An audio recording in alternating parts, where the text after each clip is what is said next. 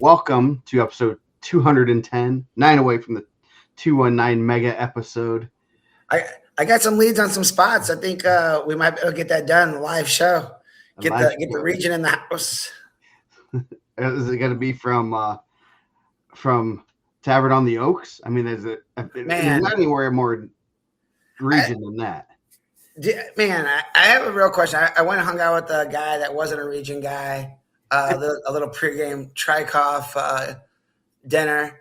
Like, do you guys feel like we're so close to everyone? Because he was like, "Oh man, you're just right down the road." I was like, "Dude, it was 50 minutes for me to get here. I'm just as far as you are." In the region, everything seems so close because it's like I half the time I swear I don't know what direction I'm facing or I'm going. I'm like I know Lowell and Crown Point are close. I know like Cherville, Maryville, Hobart. I don't know what I cannot tell you. I guess if you're over by the mall, it's confusing because like Hobart annexed some land from Maryville at some point. So that is like but I can't tell you what direction Maryville is from Hobart. I want to say south, but I also not. I don't think you if you told me what direction from Hobart do you need to go to get to Maryville? Man, I'll give you. So Route 30 runs east and west right through the region. Route 41 north and south. You keep going north, you run right into a lake. I do know that. I do know that. Then you throw in like Chesterton, and I don't know. I know enough, but everything is like so. And you just like go from small. I mean, they're not even towns. They're some cities and cities. Like one of the first times my wife's dad came over, it was when we were over this way, and we were in Waterloo.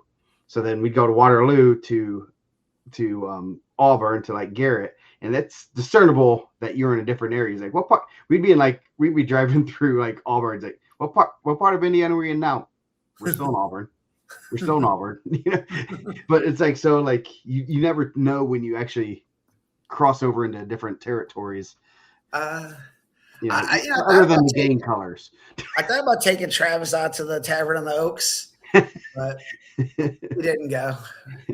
Culture a real slice of life. Trying to get my boy Hawk to set it up where we can go 219 show, get some special guests. Seen Hawk this weekend. Yeah, it's definitely need to. We're gonna keep an eye out for that. It's coming up. We might do a little meet and greet Carnahan this weekend.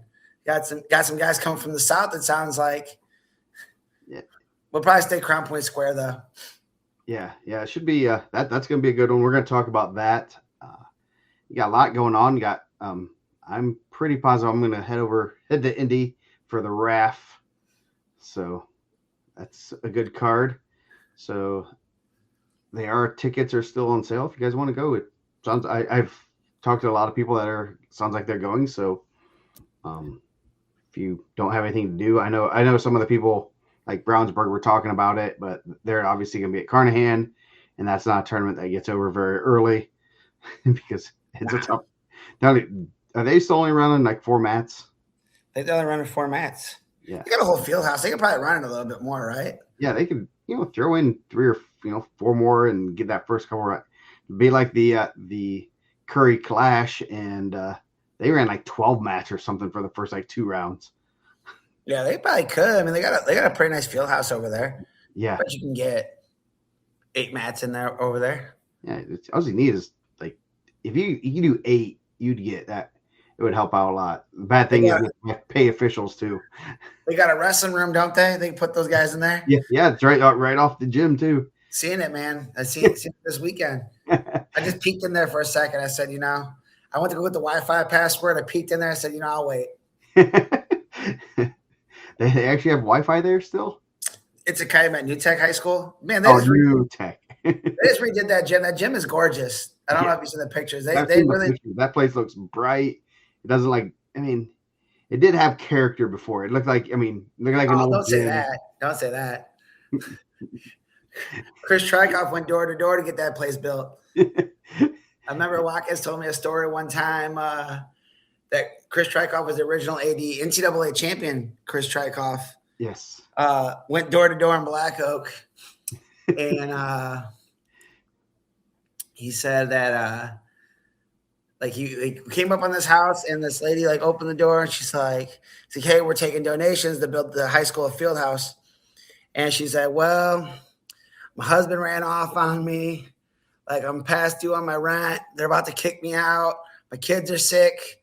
He said, "You know what? Go ahead and keep the couple bucks. We'll find the next one. And if you're around in like 6 months, come check out the new field house that we're building." Something like that. Like Watkins tells with a lot more gusto. He was told it firsthand. I was only told through the tales. Yeah. So, yeah, a good week of wrestling. I went to the Ironman, and Indiana did pretty well. 10 placers, 11 if you count Lucas Bow, and we count him when he wins, right? Yeah. Yeah. He lost to Mount Carmel kid. What looked like a really good match. Yeah, that was a Bus was in there. Room was a sauna. I tried to peek in there to see some of his guys wrestling. Man, it's crowded. It's hot in there. I said, I'll look at results.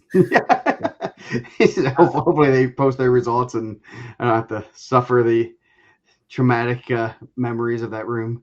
Indiana had a good amount of guys even make it to day 2 because we had 14 from in-state, right? Wrestling on day 2, and then Williamson and Mount Carmel is an Indiana kid. He lost in the round of advance. Then obviously Lucas Bow medaled. So yeah, Indiana did really well. Got our first champions, 2 of them. Had 3 in the finals. Had an All Indiana semifinal. Just a really. It's one of those tournaments that you want to. I mean, we're all fans of the kids, and we want everyone to win and everything. But this is our 4th year, I believe, being there. You know how tough it is. Tough it is to get a kid in the finals. Tough it is to just place.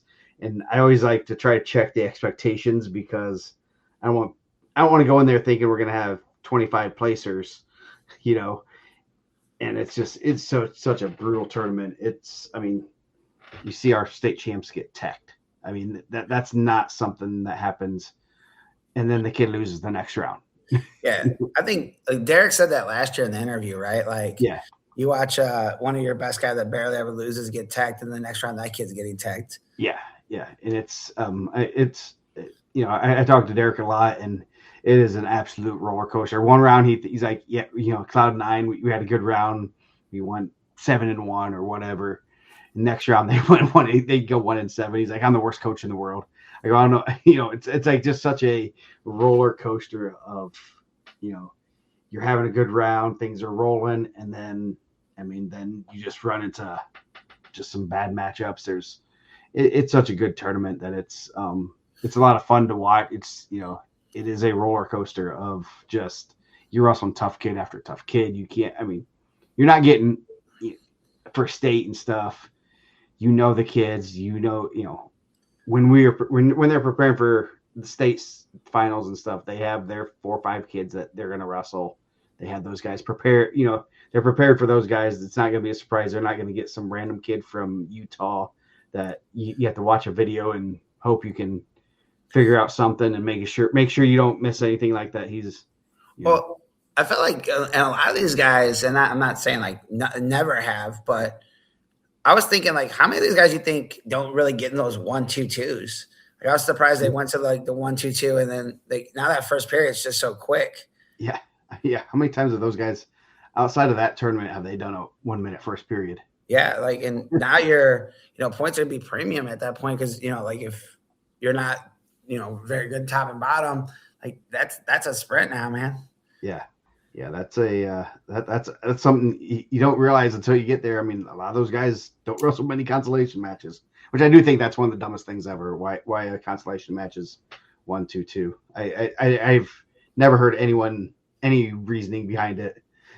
Yeah, I don't know either, especially at the event like that or the state finals too. Like especially like with the team points being a premium for like the state championship.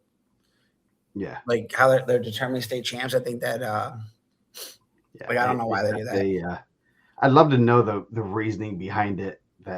It's always been that way. So yeah, just because no one wants to watch losers wrestle, I guess. So, yeah, great tournament. Maybe because the gym's so small, they want to get half the fans out of there. Yeah, Quicker matches. The yeah, old Maryville semi-state rules. yep. Connor Maddox looked really good. Overtime win in the finals. Technically was our second champ because they started at 157. He looked really good the entire tournament. Like Tech fought through the semis, right? Yep, major in the semis then, and then one in overtime. Just did what he need to do, and just he looked real good all day, all weekend. He's not that guy was an Indiana official, right? Sometimes I get some Indiana official flack if I'm critical. I didn't think that was I thought that was a poorly officiated match. I'm glad they ended up wiping that takedown in the second because I did not think that was two. I didn't think the first one was two either, honestly. Yeah, there were no Indiana officials there. So they didn't have any good officials then. Yeah, yes. There's some good ones. There actually there was at least one that did IPO. I thought there might have been one or a couple others, but I thought that first sequence, they were like kind of in that scramble that he comes out in that Merkel position and they awarded 3 and 2. I didn't think they controlled through. And then the second one, I definitely didn't think he had control. So I'm glad they got together and like wiped it. Yeah. I did see a couple of times when the officials, I will say in Indiana, if you have the officials Sorry, Eric. Sorry. when you do have the officials confer, it looked like Indiana officials seemed to talk it over a little bit more. There were a couple of times where there were some questionable calls, and it was a 2-second, like, don't tell me what to do. We're sticking with it type calls, Yeah. And we'll talk about another one later that helped us kind of, but yeah, Maddox looked real good. He's tough and he's real good. Good to see him get, a major. And I think, I know he talked a little bit about going down. I mean, he's going down to, when I first saw him like signing up with Maddox or with Maurer Coughlin, I didn't know if that was I didn't know what that was. It was like one of those weird things. Like, what's this about? Did he go there for a camp and now he's claiming them or whatever? And no, it sounds like he had been going there pretty regularly all spring and summer. So that's not a short drive. No, I think I thought it was really good last year. I think that watching him at the Center Grove event and then now watching him, his takedowns look really good. He's like expanded. I thought he was like a pretty heavy low single last year. Like his takedowns are really good. His change of direction is really good. He's gonna be good, and he might be. He's a sophomore. He might be one of those kids that might be a career 25 in college, which is those things are a premium. Oh, what did his dad wrestled 12 as a senior? Yeah. So I mean, he very well could do that. The other Indiana guys at 106, Salas went 1 and 2. I think he was the only one that won one. His only count for 2. Somebody's getting I know. He's on it, man. He was excited that we didn't give him. He was sad we didn't give him the pre-show invite. So 113, we did not have anyone placed. Ducking lost in the blood round. He did beat a world champion in Keegan Bassett to get the pay too. That was a great match, and that was a good win. That 113 was just a brutally tough weight class, top to bottom. I mean, Ducking was seeded 7th, and he was returning semifinalist. So that tells you how deep that weight is. Daniel Brown, he won a couple matches. Just like it's a tough weight class. All those weight classes are going to be loaded, and it's just there's no room for error. Now that's one thing that talking to people, there's no room for error there. You can't have just turn the wrong way when someone has a single leg or do something. One mistake can cost you a match. Referee, a 50-50 call from a ref can cost you a match there. I mean, there's no things have to go your way unless you're a Bo Bassett, type wrestler, But even then with the 7-point to your back, I think it's so tough. Yeah. And that's, I mean, we'll talk about there's no, I mean, incident where that kind of came in 120. Case Bell got sixth, made it this quarters, lost in the quarters, and then wrestled back. Had a good tournament. Obviously, it's not where he wants to be, but that was a good. I guess I did not realize Bridge and Powers wrestled. You had some other kids. Yeah. Carver went 1 and 2.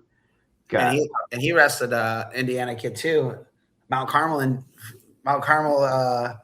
kid, Indiana freshman. Yeah, Brody Koski beat him. Bridge and Jacob Powers wrestled. Bridge won. Bridge won a couple matches. Yeah, good. I mean, another deep weight class. Obviously, you know, Bell was a third place finisher last year, proceeded sixth. That tells you Dom Munaretto was thankful. I saw him thanking the Brownsburg people for not bringing Dickman back, his arch nemesis. I'm sure when he saw Dickman wasn't in his bracket, I think he probably breathed a sigh of relief. I don't know what Dickman, Dickman's a tough wrestler. That's not, get that misconstrued, but it's like he just owns Munaretto, and Munaretto is one of the best in the country. He's had Munaretto's number pretty good. Yeah, so good tournament for Bell. Lost a couple close ones. Obviously, like him back. I mean, as you said, it's a 4-1. That's a one takedown match. 4-2, another one takedown match that you just, can't. You got to win those matches. 126, not a good front size. Dominic Brown was looking good. Ended up getting hurt in his second match. Tweaked his knee a little bit.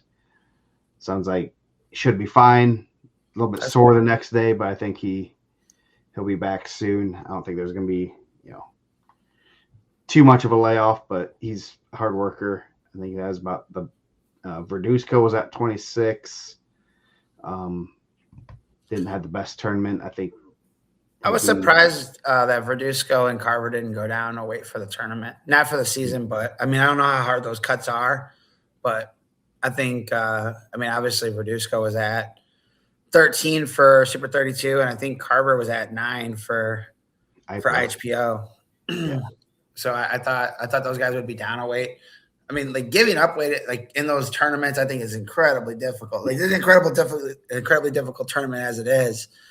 Like walking in what you weigh or like cutting just a little bit, I think is tough.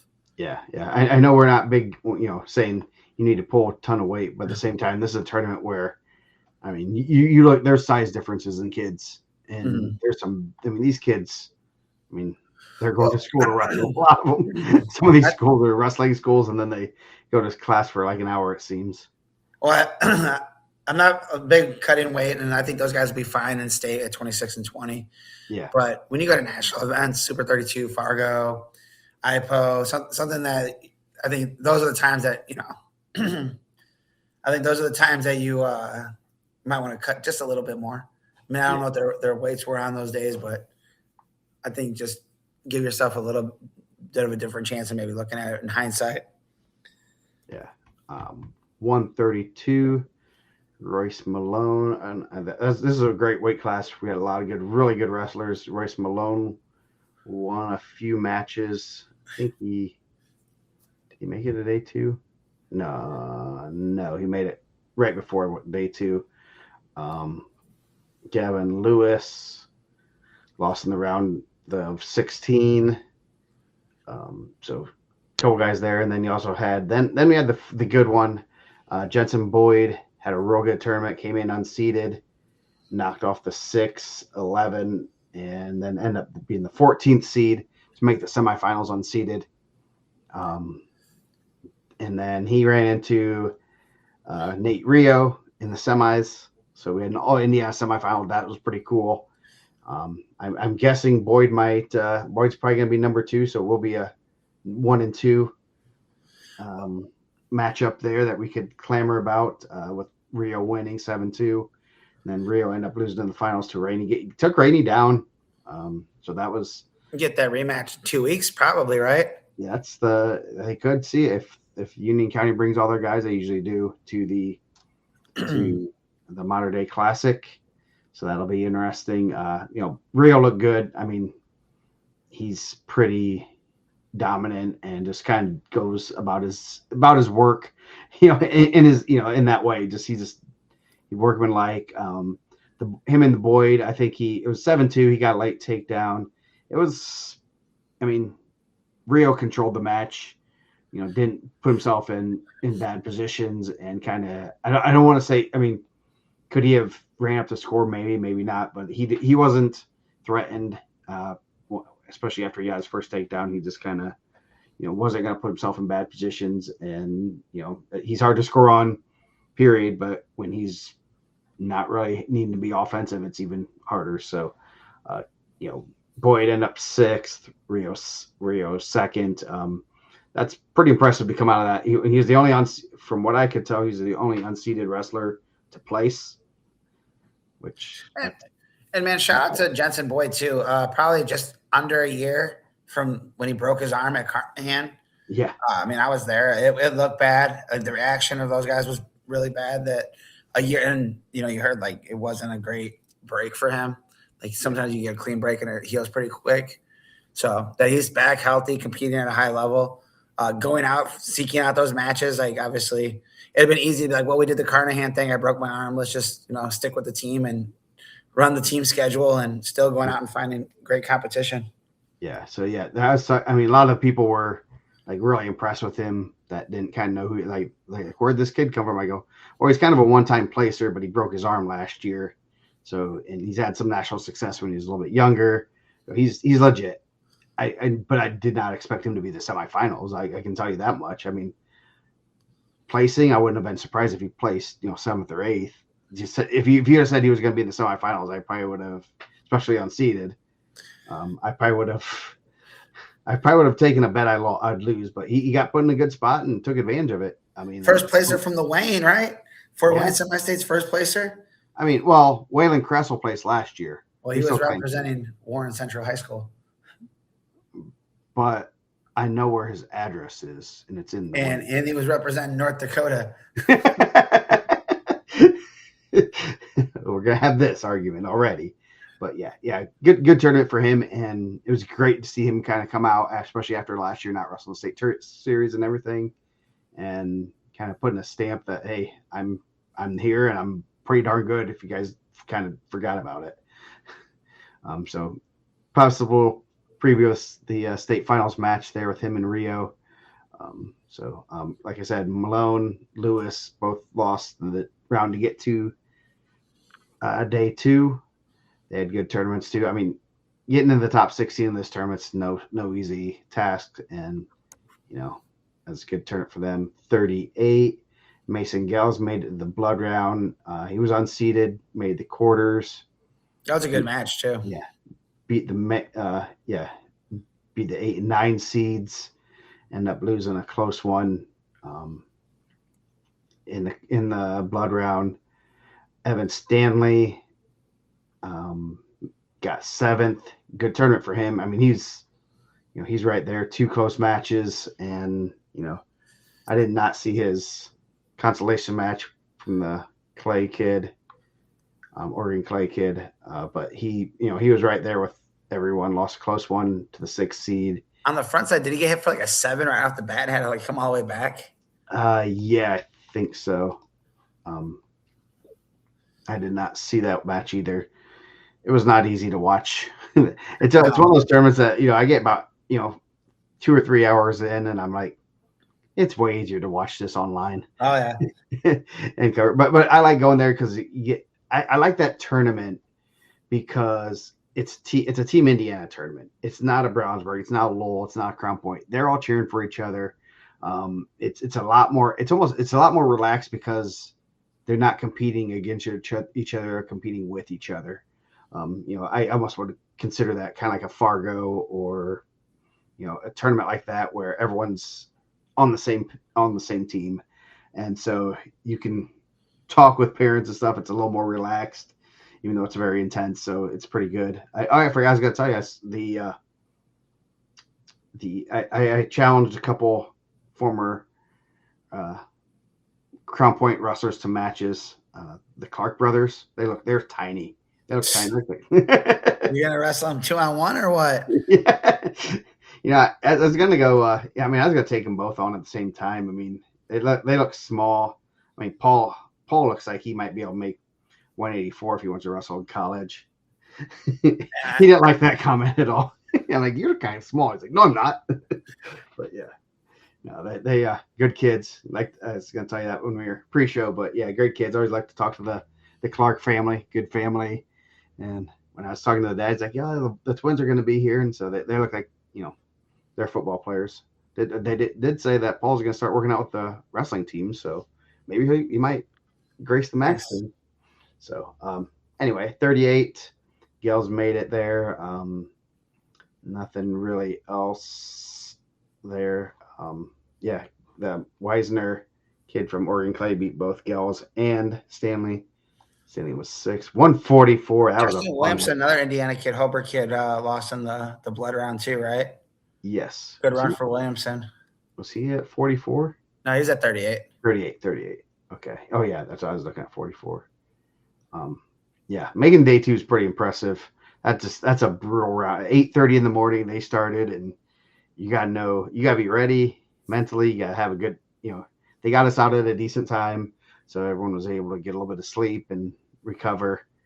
144, just an absolutely crazy weight class. You had Braylon, right? You had a 1-versus-1.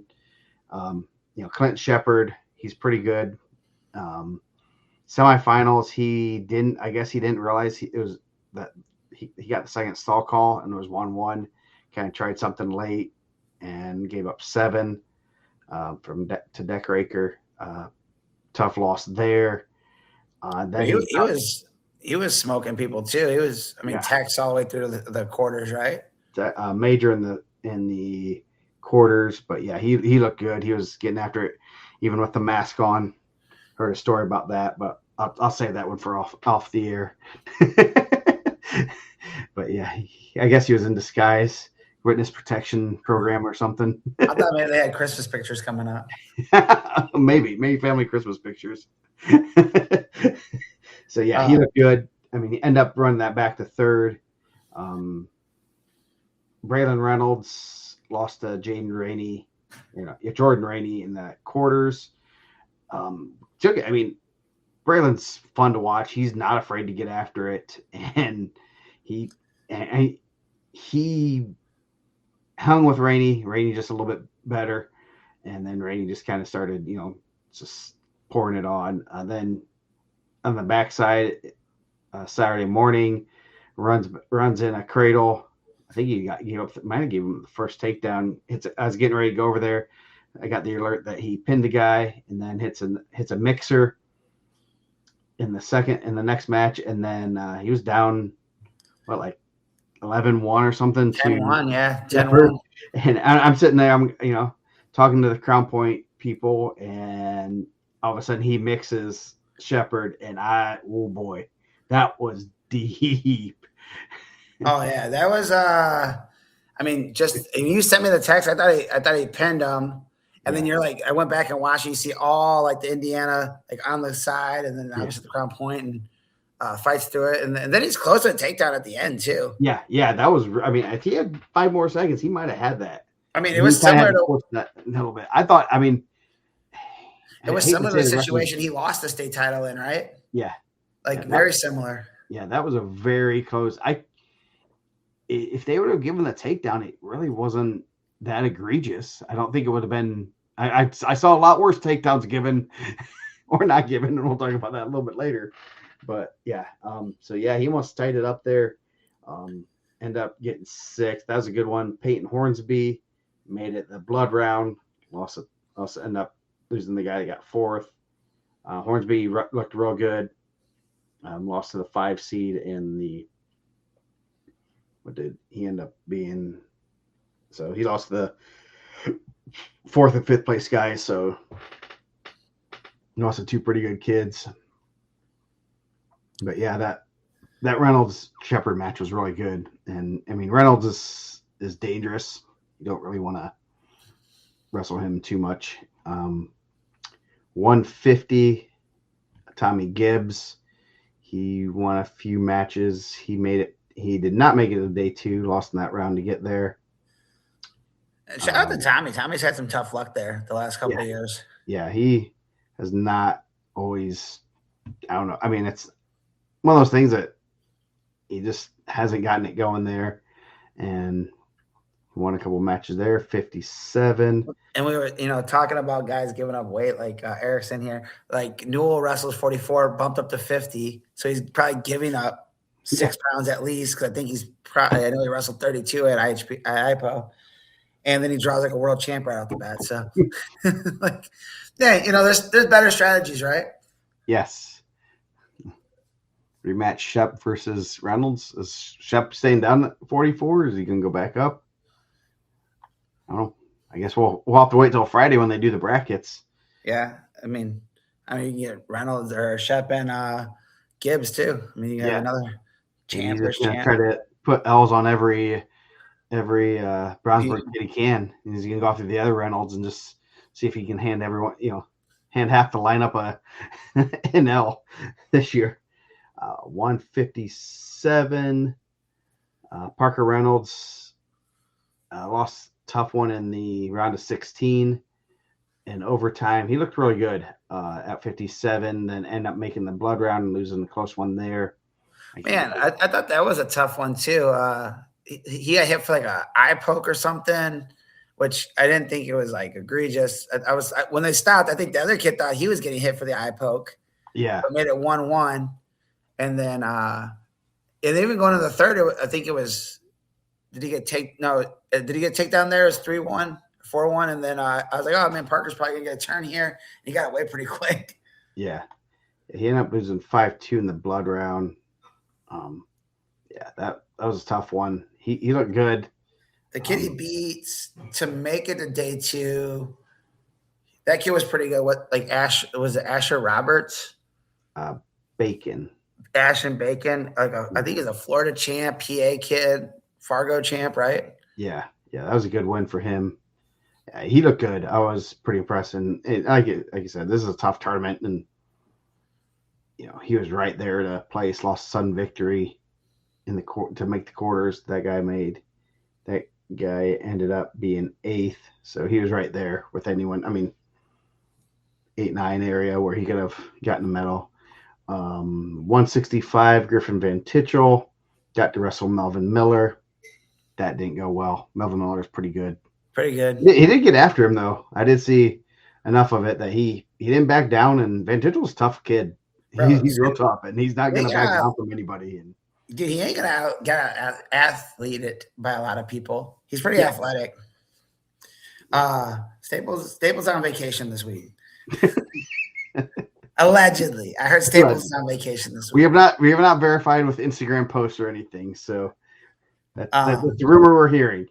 But I think Griff is super athletic. I think he gets after it. Like he'll go. Yeah. Oh yeah, we saw last year at the Al Smith before he cut to 57. I thought he was right in the mix with those guys too, being athletic. Yeah, remember the cut on his eye? That was he's a tough kid and not afraid to go after people, and saw enough of that match that I actually saw the video and I'm like, hey, he went after him. He wasn't going to give him anything easy, and I mean he got tech falled, but he went after it as long as he could. And he's pretty good though. Lucas Bowe was there. He was 5th. Man, Colin Kelly from Mount Carmel I feel like he's jump levels too. Like that's who Bowe lost to, right? Yeah. He beat Bowe in overtime. That was a crazy match. Bowe got it was the tiebreakers. Bowe got, I think, a stall call, so he got a point, and then they both got escapes. He was up by 1, and 30 seconds to go. 30-second tiebreaker. I think about 5 seconds to go, Kelly just got in kind of a body lock and just kind of tripped him and ended up on top. It was one of those just like coaches. You saw, if you look at the quarters, you see Cercis and Kike, celebrating. I thought Alex hit Kike pretty hard, and Alex is usually pretty stoic. He's pumped. Yeah, he hit him pretty hard a couple times. So, I mean, that was pretty cool. I mean, it was a cool match. I mean, it was right in front of me. So, I mean, obviously, Kind of cheered a little bit more for Bo. Good kid. He can come back to Indiana anytime he wants. But I asked him if he missed the snow. He said no, not really. Man, you're missing this. We have a girl that plays like in Florida. She's home. And man, I said, he came home like the coldest times. He's still on a coat or what? Yeah. 175. Ben Clark went 1 and 2. 190, a little bit thinner there. Oh wait, never mind. I was looking at the top half of the bracket. 190. We'll just skip over 190. Nothing happened at 190, did it? Yeah. Mikey White's good at wrestling. Pretty good. Short career so far. Started late, but he's making the most of it, right? Yes. Yeah. He had himself a tournament, and I know Flo already has him as number 1. I tried to poke Willie if he wins, is he number 1? He's like, I don't know. But if he's not, I'm going to see him this weekend, and maybe Mikey will see him, and we'll see if he can defend a double A. So, we'll put that out there. I mean, he's going right to Mikey's stomping ground, so you don't want to mess with that. Man, Neil said it earlier in the chat. Like that could be like a movie for real. That Mikey White story. Yeah, that super nice kid. I guess I did not hear this because I wasn't there for the finals, but in the semis, we'll talk about that match a little bit. The guy that he beat, I guess he forgot his shoes for the finals. and the kid that he beat in the semis let him use his shoes for the finals. Nice. So Masty's a good kid, man. Yeah. Masty's wrestled in IPO about 7 times, I think. I don't know how he wrestled a couple times in middle school. I think I gave him a wild card one time. I'm like, man, this kid seems like he's good. That semifinal match was crazy. And I even verified with Jacob Avon that was a takedown. I know there's some controversy in so I have some thoughts on this. So Mikey gets some with Cradle early on, gets up big, right? Yeah, I thought that was a takedown too. But I did not think that was takedown near fall. I thought no, that was not. I don't know what that was. I mean, that was a weird. Because the clock was off, and they're like, you know what, we're gonna tie it up. They did the old best man to win. Let's get him on the line. Yeah, I think that was 1,000% a makeup call, and I don't know what the call was on. Okay, because it was takedown. Okay, but the ref kept saying, and I'm right there. I was watching the match. I was right in front. He kept saying 3, and I thought he was giving him 3 near fall because I couldn't. I mean, it was close enough that after rewatching it, I was like, man, I don't know if that's 2 near fall. No, but he kept saying 3, and I never really saw him say 2 for the near fall. So I'm like, did he just lose the match? And then so they ended up. I mean, that was a makeup call. That there's a takedown early in that third period. 1,000% a takedown. Avon's like, yeah, that was a takedown. Oh, so we got to get. I mean, they brought us to the table, but you really can't hear. Like, what did he say? Reaction time. He said he wasn't all the way behind him. It looked pretty clear. I mean, like I guess that was a bad call, and that benefited our guy. But the call at the end, like you're watching the clock and you're watching Avon in the corner, like try to get his attention. He's like, I'm gonna give him the near fall to tie it up. Yeah. And it's like, bro, the clock was way off, and the person was out there. It wasn't like they weren't; they knew. Yeah. Yeah. And then overtime, Mikey said, "I ain't messing around." Just blast doubled him. So this is, and I did tell Mikey, let's not do that dramatic stuff anymore. And so he didn't do that in the final. So he did actually listen to me. So I'm proud of him. And Masty's really good. Like when I saw that, I was like, oh man, like that might be the run. And when Mikey White won that one, I was pretty. Not that I was shocked. Like obviously he's really good, but I think they wrestled like not that long ago, right? Yeah. Did they wrestle at Fargo and did he get teched? I don't know I don't know offhand, but that match between him and Aaron Stewart Friday night, that was a good match, dude. Those two were those two are so quick. And that was, they were getting after it. That was a real good match. Taking out someone like Stewart, then Masney, and then just running through all the Illinois guys. Yeah, Betts who took out Waters, who's number 1 guy in the country. Just absolutely, that was I hate that they were given. I don't even know if they did give it like a most outstanding wrestler, but that had to be one of Bo, the right? best performances overall of taking out guys above him. If they give out OW, it's probably Bo. Yeah, Bassett, right? it's probably Bo, and which, I mean, he's won enough of them. Give them to someone. Give it to somebody else. Someone stole Mike White's shoes. Bro, why are you out there stealing guys' shoes? They said they stole. Oh, geez, I just heard that from on the Willie show this morning.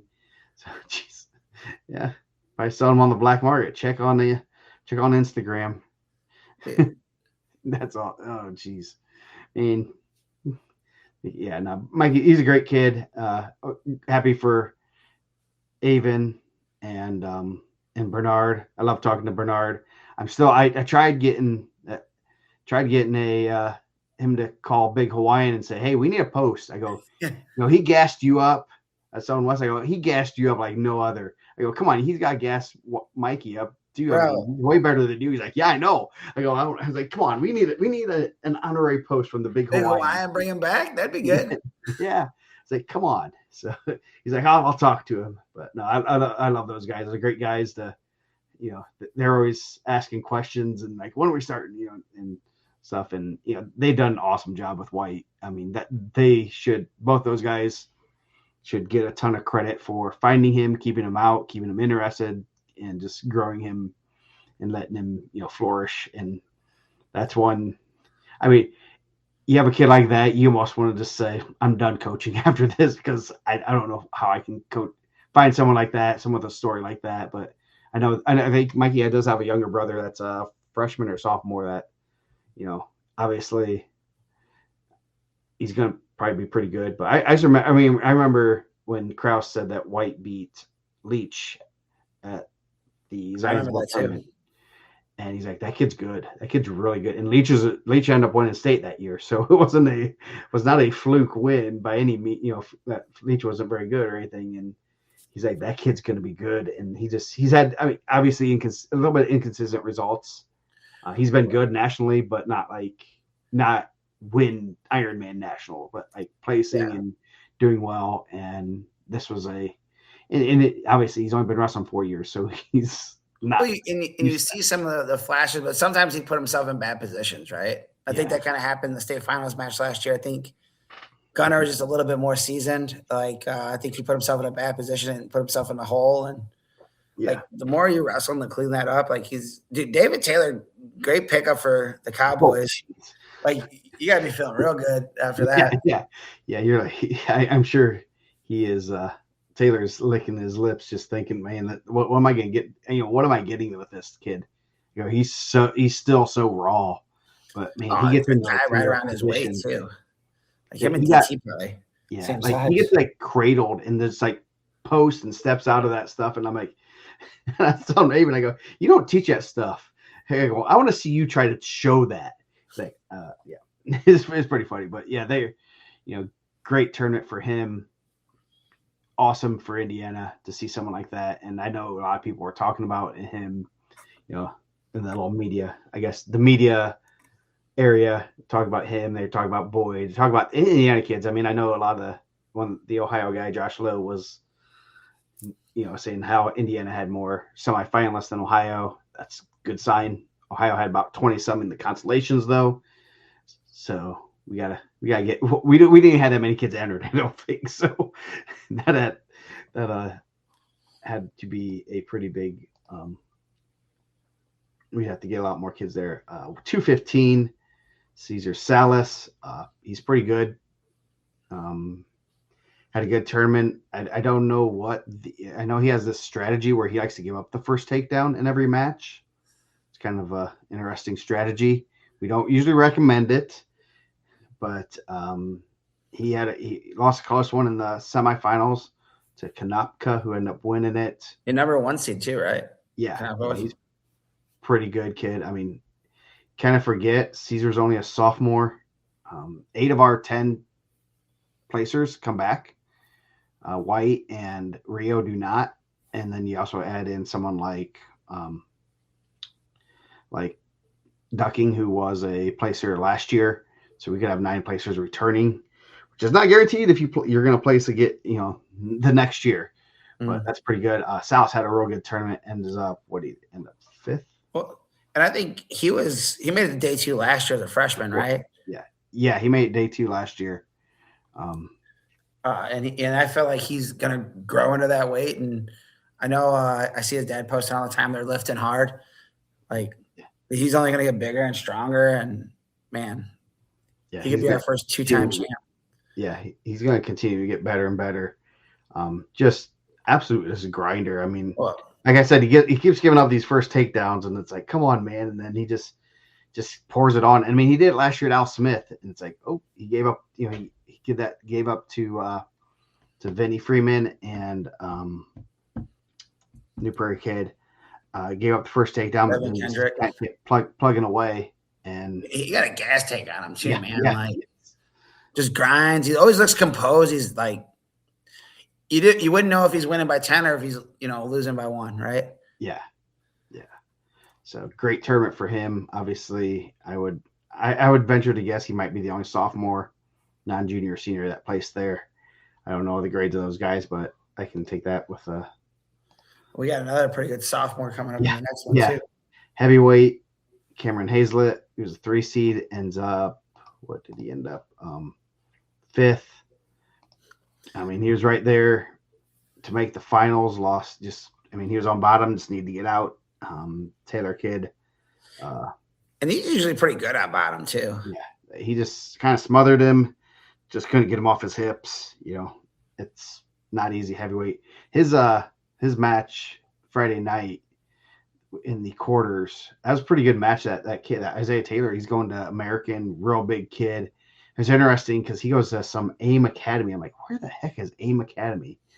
And it's in Pennsylvania, but all the Faith Christian kids were cheering for him. They're on Matt's side, like he's their teammate and stuff.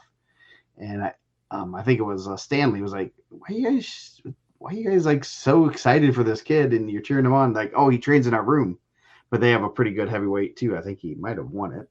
Yeah, he did win it. So he trains with that heavyweight, and he just goes to some random AIM Academy. I had no clue where that is, But yeah, so that it was interesting seeing that kind of little things you see when you're there. Tony Brooks, I thought he won a couple matches there. Yeah, I think he lost a tough one on the front side, and then won a couple. He had a good showing there last year too. Yeah. So I'm about to get a Gorilla Gang 219 shirt from the Salises. But I mean, like, I gotta get some tighter sleeves, I think. Yes, you have to get an extra small. Yeah, those are the only size those come in. Those guys are maxing them shirts out. I'm gonna have to start doing some push-ups. Get a Bowflex. Yeah.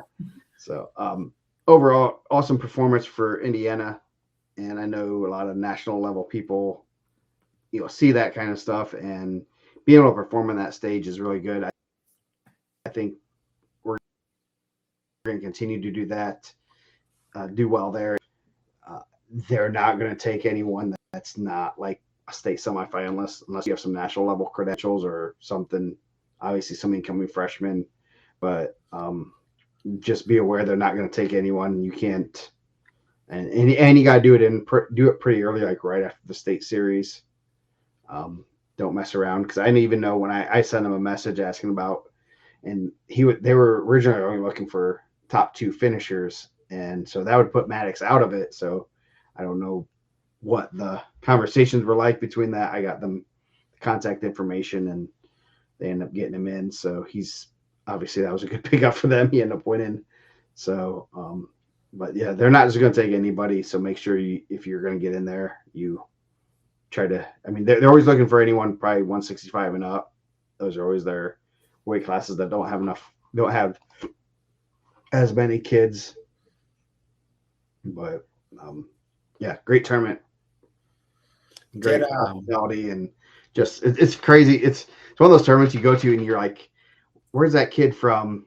And you're seeing a singlet, like, I don't know what that singlet is, And they're Oklahoma. They say 28 states, I think, were represented there. Oklahoma, Utah, Florida. I mean, some of them some of them you have no clue, and you're like looking up, where's this kid from? Where's AIM Academy?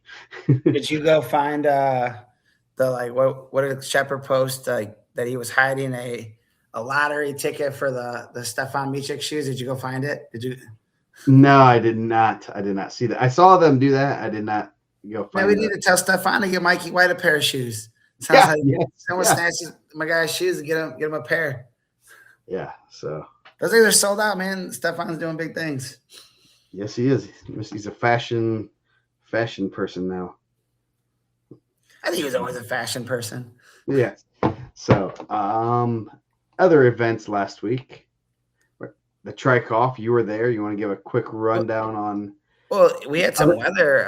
Did Indy get as much snow as they thought they were going to get, or no? I have no clue. I know it was snowing on the way back. I left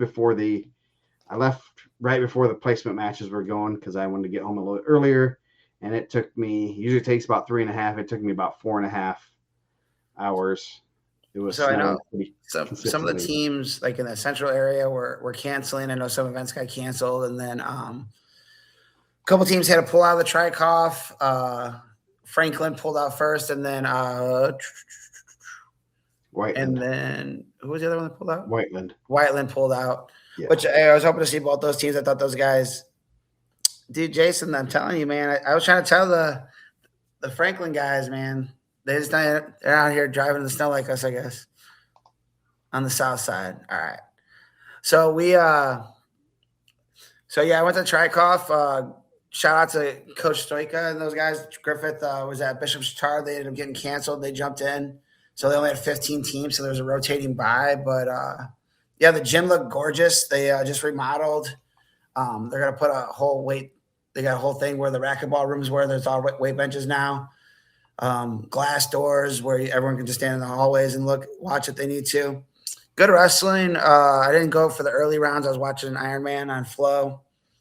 But Hanover Central looked really good. No Staples there for New Prairie. Good win for Fishers. They beat New Prairie there.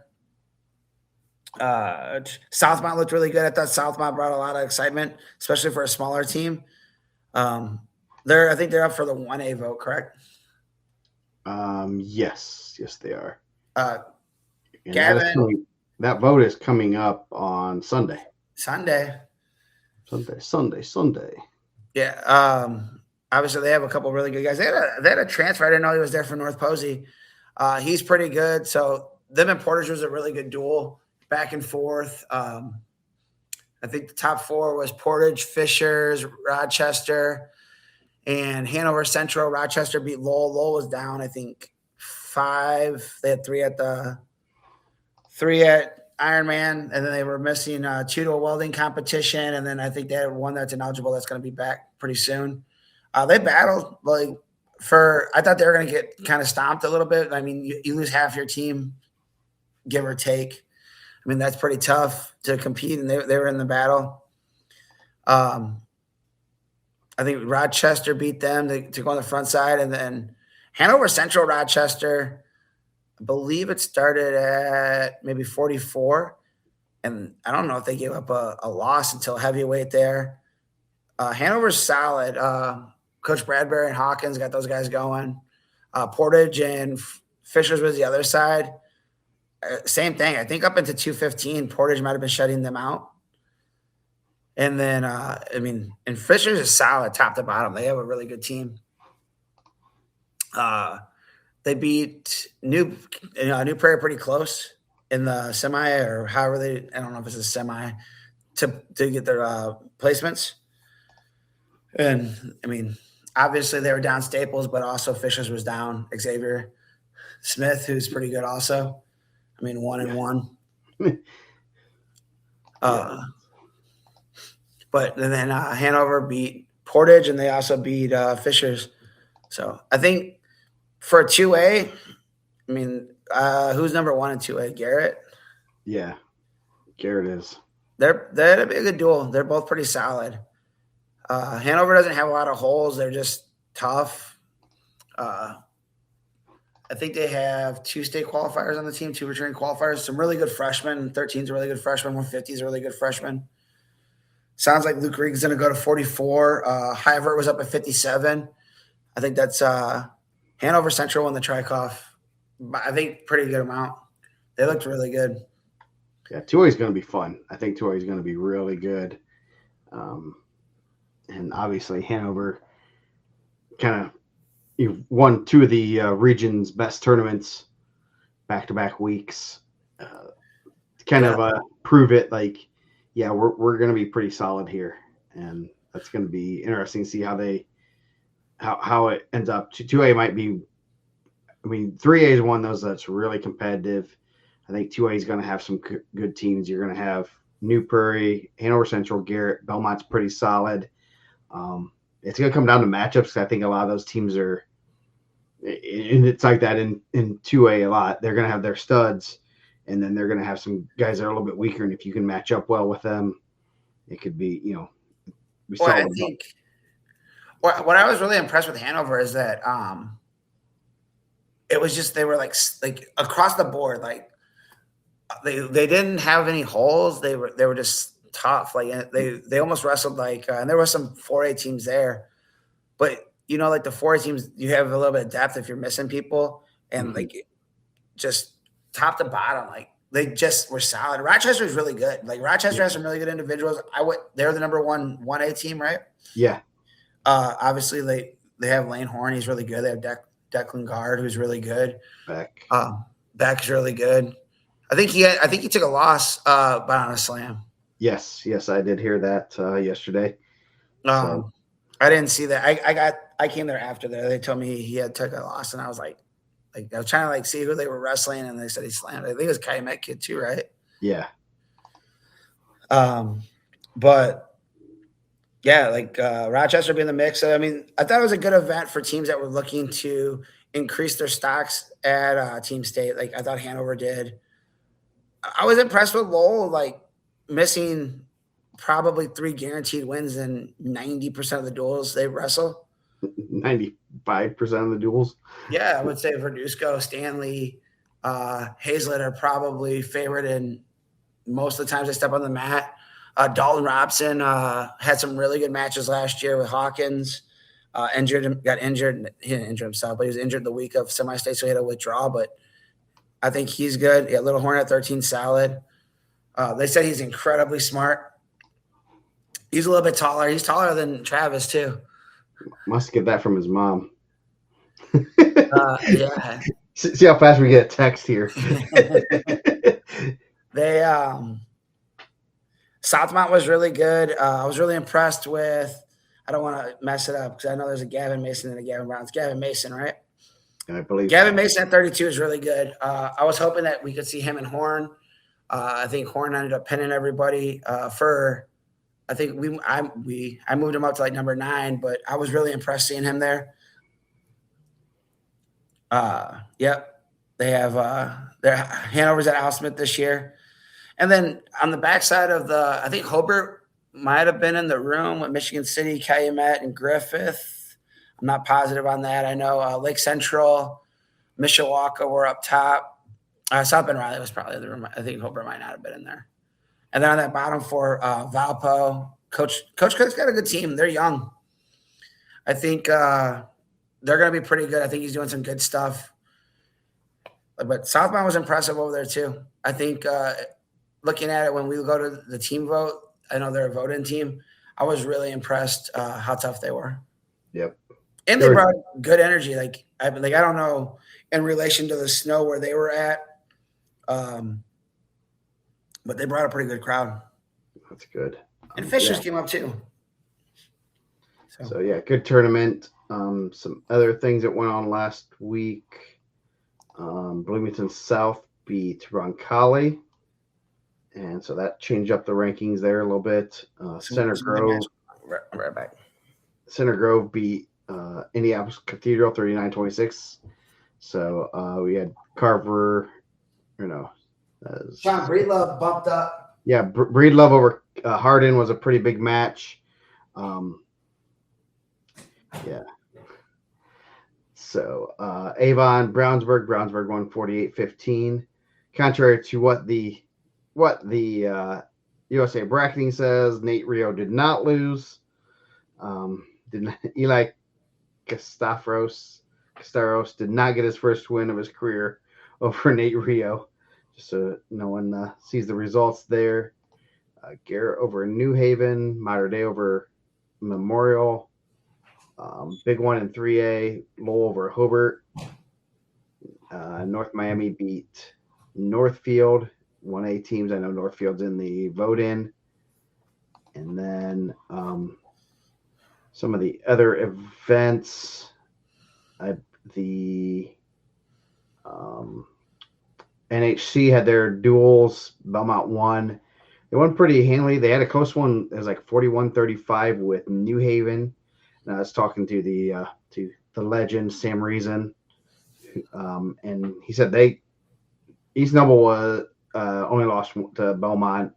They beat New Haven, but New Haven almost knocked Belmont off. And I think New Haven has some solid kids. I think they have some holes that they'd like to solidify. And if they match up pretty well with Belmont, obviously. And Belmont's one of those teams where if you match well against them, it can be right close, and they might even lose. But that's a good one. I do not know the PA duels.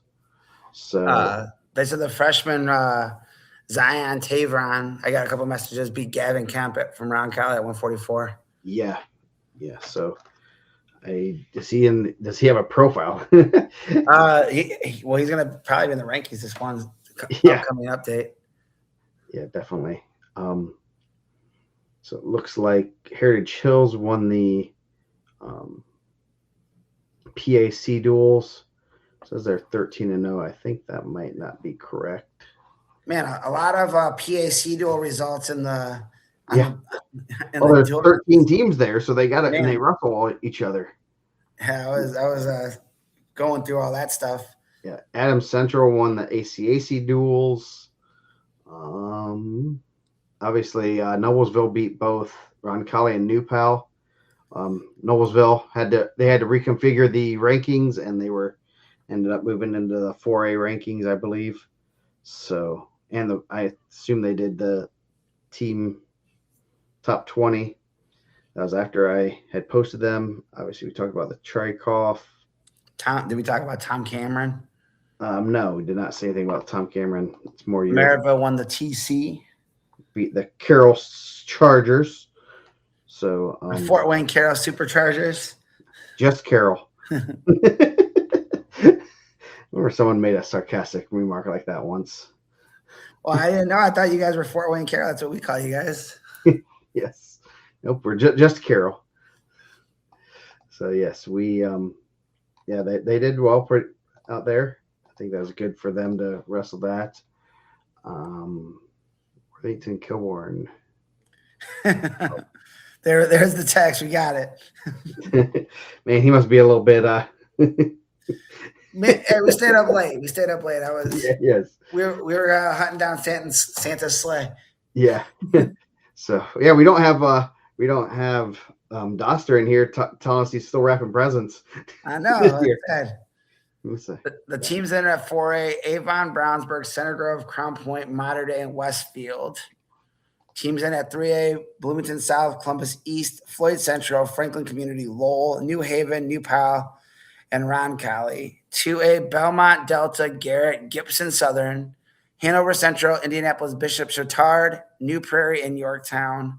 1A: Adams Central, Alexandra Monroe, East Side, Milan, North Miami, Rensselaer Central, South Adams, and Tell City. And then the teams that are submitting info for the team vote. So there's a handful. I think 4A is going to have 2 spots available. 3A, 4 spots available, 2A, 4 spots available, and 1A, 4 spots available. If you go on the main page, there's a nice, I can just post this on there. Yes, I forget I can just post a link. Man, you didn't even say there's a website for that, man. There is a website. Set it all up for everything. I know. I just totally messed that up too. But that link will take you to all the teams that I believe Dane has been updating that. I have not, but that's kind of a little bit of the synopsis of what they're going to go through and see. Okay, I got to double making sure everything looks good with their records and stuff. But yeah, that's a kind of a synopsis of the teams that are in the vote, kind of how they're doing this year. So man, they need to put in their results. East Noble does. Come on, Sammy. So should be some interesting votes. I know you're in on that vote this weekend. I Any am. insight you want to give on to that? Is there any what? The vote. Do you guys know what? Do you know what time that is? And I think we're trying to figure it out. Just anytime you have a handful of people and you're trying to match schedules. I know there's a group text going on right now. I'm pretty open this weekend, so uh, I believe someone double booked. So they had family Christmas. We may have to go a little bit earlier. So yeah, I think I got a family Christmas, and I'm got to figure out how we're gonna stream it. I know it will be. They will announce it on the Dane and Rex show. Make sure you start listening early because Mike gets royalties because they use his voice in the intro, and the more two people times. that I think that's why I listen, get free T-shirts. yes, we're not saying exactly what those royalties are, but yeah, so that should be that, and we're gonna probably have it on ours. I just got to figure that out amongst the other things. Seeding season, we are seeding the Columbus East Coop Clash. Maybe I need to make a graphic for that. The Cooper Clash. You get a Christmas picture of everyone. They got so many Coopers now in there. Yeah. Yes. So yeah, he's got a herd of kids. So that that will be going on this weekend. Let's see what else is going on. There's a lot of good duels this week. I was just looking, and I know I saw some Cathedral Chittard, the battle for Indy. You didn't even put on your boys' match of the week, man. Little B and Ratliff shootout at 65. I did not put that as a top 10 match. Gina said, oh, wait, no, that was Dustin that sent me a text complaining. He's protesting now. Adam Central, New Haven wrestle this week. What was I going to say? Columbus North, Columbus East. That should be some good matches there. Which one? Columbus North and East. The rivalry, the showdown for Saraland Park. Yes. Oh, geez. It's a nice place other than it was really hot when we were there. You get to play 3 different national championships there this summer. Jeez. Nationals host. They're playing for rights to the subway on right off the highway. Floyd Central, Bloomington South. That should be a good one. And number 3 and 7 in 3A. Hanover Central, Munster. Munster is number 9 in 3A. So that could be. They're doing a good job. Penn and New Prairie are this week at Penn, I believe. So I heard that might be feisty. Yeah, you might get a Staples Freeman match there. I think last year Penn did not bring their. They had some guys sit. I don't remember. Yeah, but they have the Henry Wilk this weekend too, right? Yep. Yeah, that should be a pretty solid event. I'm guessing those guys won't be exchanging Christmas cards before the meet. They're not. I thought they were going to have a white elephant gift exchange. Dude, that'd be great. I'm gonna call my boy Dan Luther and tell him to bring white elephant gifts. Bring a Secret Santa. Secret Santa. If it's white elephant gifts, they're just gonna exchange like dog poop wrapped in boxes. Man, they'll probably be trying to do stuff to get each other in trouble. That's been a nice little rivalry. Yeah. I don't really know why. I mean, I know like there's some bad blood there, but like I'm trying to get the backstory to all that. Yeah. Because it felt like it would just happen like overnight, right? It wasn't I mean, maybe Nick can give us more insight. Was New Prairie and Penn always a big rival? I thought it was Mishawaka. No, they've kind of taken that over. Then you have Cathedral Zionsville. The duels. You have the Carroll Super Duel Saturday. Well, that will be there. Carroll.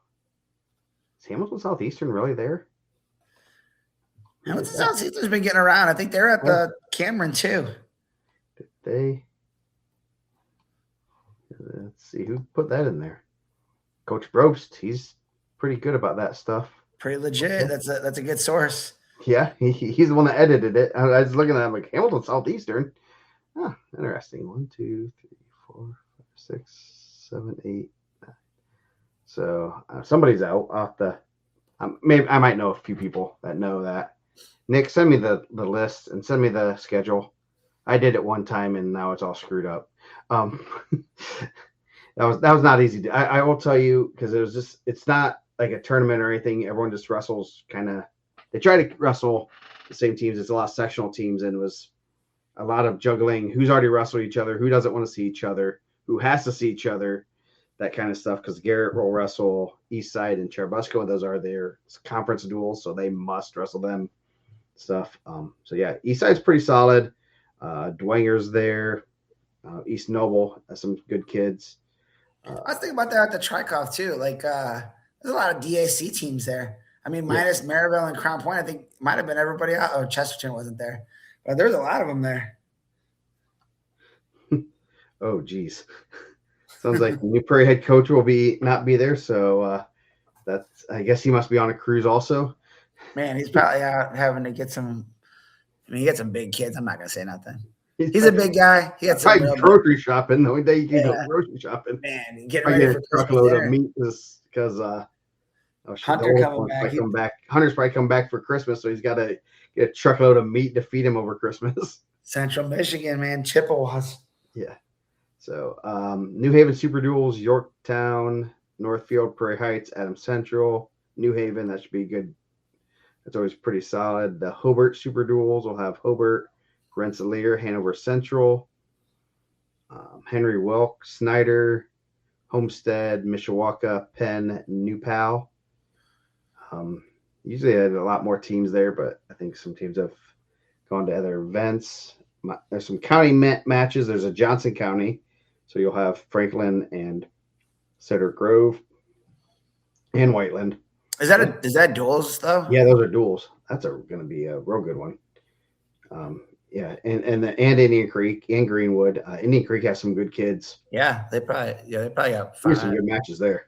4 or 5 kids in the rankings. Franklin had 10. I bet Center Grove has about 10 or 11. Yeah. Who was the other one you said? Center Grove, Franklin, Greenwood, Indian Creek, and Whiteland. Whiteland. I mean, Whiteland's tough too. I was excited to see Whiteland. Yeah, that should be a good event. Munster Super Duel will have Munster and New Prairie. Hanover Central's there too, right? No, they're not Munster. They're at Hobart. No. Joe Co is a stacked, as Joe Butler calls it, Johnson County. So you got, and that looks like there's the biggest tournaments or dual meets, and then we have the John McKee at Rochester, North Miami, and Rochester will be there. A lot of other small schools. I was trying to snake some John McKee wrestlers to the Carnahan. I don't think it was happening. Yeah. I believe there's one that's going there. We didn't even talk about the Jim Nicholson. I seen Harper was back on the mat. That's a good thing. I know he was. I didn't know if he was gonna be able to compete this year.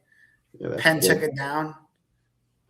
Yeah. Were they missing teams this year at the Nicholson? I felt like there was a couple weight classes where I felt like there were some teams missing. I didn't even look. I did not see the results. I apologize. There's a lot of Penn championships. Yeah, that would be good. I'd be expected. I get the Marion County this weekend. That's always a great event. And the Indianapolis City, which is 2 separate events. I don't know. It's always a conundrum. How is the city not included in the county? Does Bishop Chatard go to the city or they go to the county? They go to the city. Dang, showdown. So they are not a part of the county, I guess. I don't know. So that's usually the Marion County is always a good tournament. Roncalli, Warren Central, Southport, Ben Davis, Decatur Central, Franklin Central, Lawrence Central, Lawrence North, North Central, Perry Meridian, Pike. How are those teams all central? Because it's the Central County, I guess. I don't know. That's a great one. Rochester left. I was like, I knew there was someone missing. They're at Trikoff now. Oh, yes. The Evansville Harrison 10-way, Friday and Saturday. Did we talk about the Modern Day duel? Modern Day had some good wins this weekend. Yeah. No, we did not. They wrestled Zionsville. They wrestled Zionsville. I think Avon was down there, minus a couple guys. Did not see all of the results because I don't think I got my fax machine. I know, man. I feel like some of the southwestern part of the state likes to give us a hard time on rankings, but like we never even get the results. No, Mater Dei does have 4 matches. They beat Avon 50-12. Obviously, 2 guys aren't going to make that big of a difference. Mater Dei beat Castle 80-0. Wow. I thought I saw 2 results in there for that Castle one. They like 81-0, and then there was another one too, but it was on USA Bracketing. And they beat Jeffersonville twice. I'll have to check that out. They have 2 different scores for Jeffersonville, so I'm guessing. I don't know. I have to check that out on USA Bracketing, fix those results, amongst other things. It was a busy weekend. So we got the John McKee tournament-wise, Marion County, Madison County, Indianapolis City, the Cal Osborne. That's the one I was thinking about. At McCutcheon, Carmel, Columbia City. I think Columbia City is somewhere else, possibly. Harrison, McCutcheon. We'll talk about the Carnahan a little bit more in depth here in a few minutes. Twin Lakes, the Bo Henry. Oh yeah, that's where I see Columbia City, Bo Henry. The Jeff Classic. Let's see, Columbus East Invite. We're gonna be seating that, so that should be some pretty good. That's a pretty good event. You have Columbus East. I don't know why Madison. Seen that in Coldwater. Coldwater Cathedral won the Ohio tournament, and Carver doubled up. Yeah, Carver wrestled Friday, and I guess he did wrestle Saturday too. So, but yeah, that was they won that.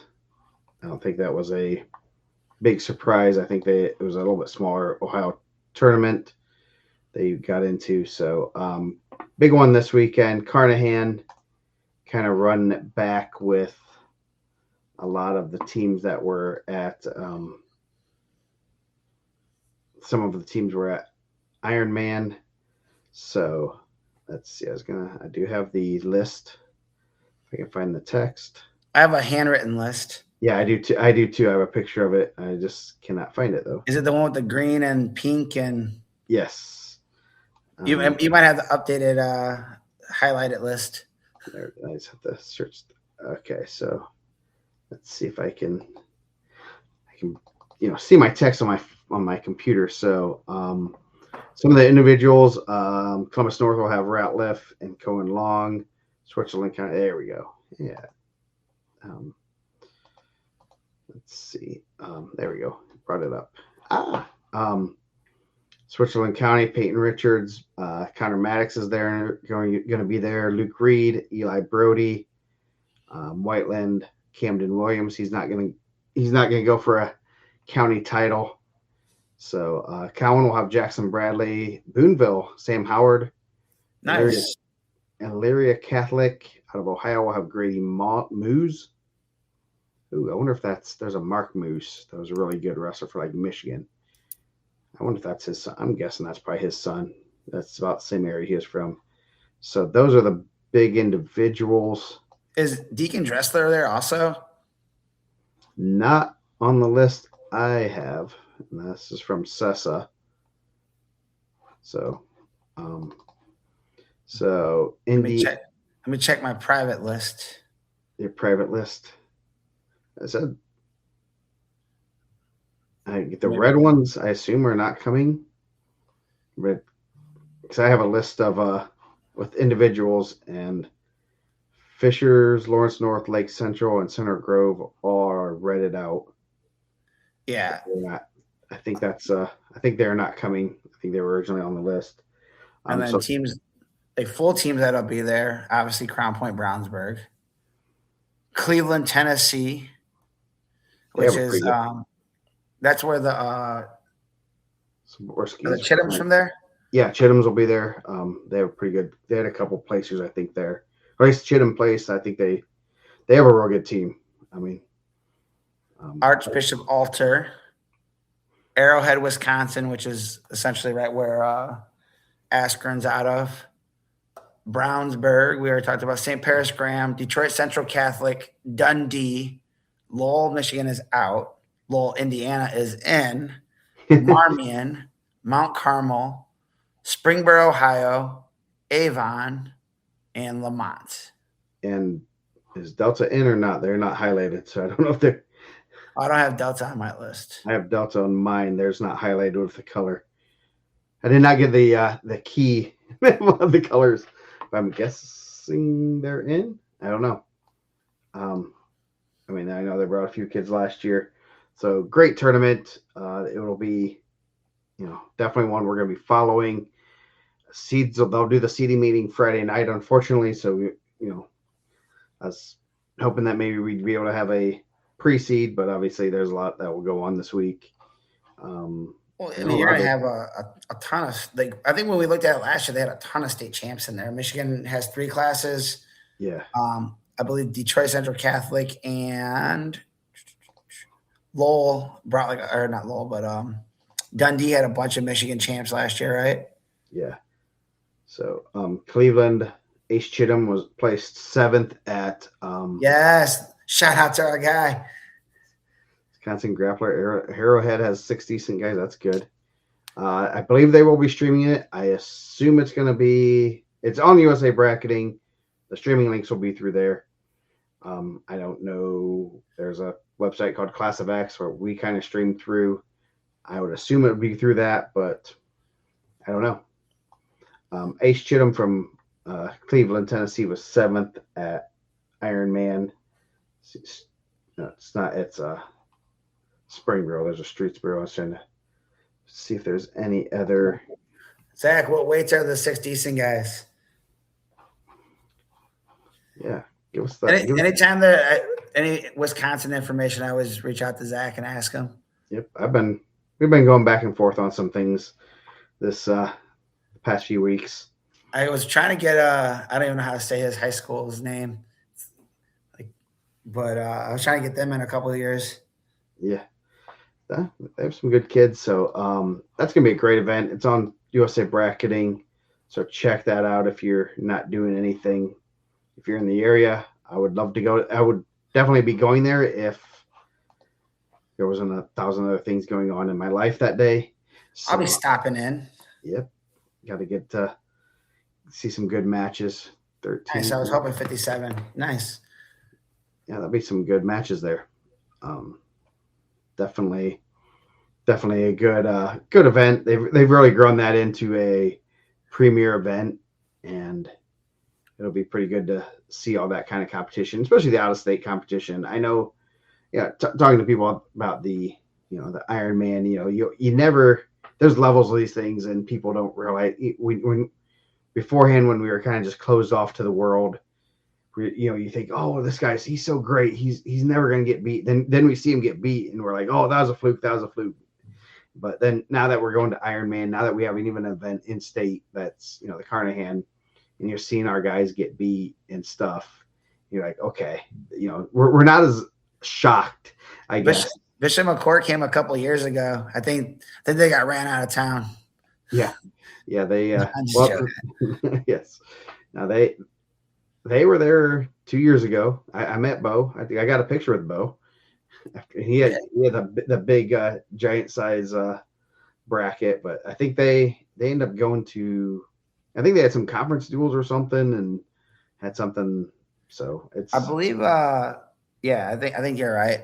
I believe that Shepard and Bo wrestled there. They got the quarters that year. Yeah. Which ended up being a Super 32 championship match or Fargo championship match, right? Yeah. So they've done a great job getting that event.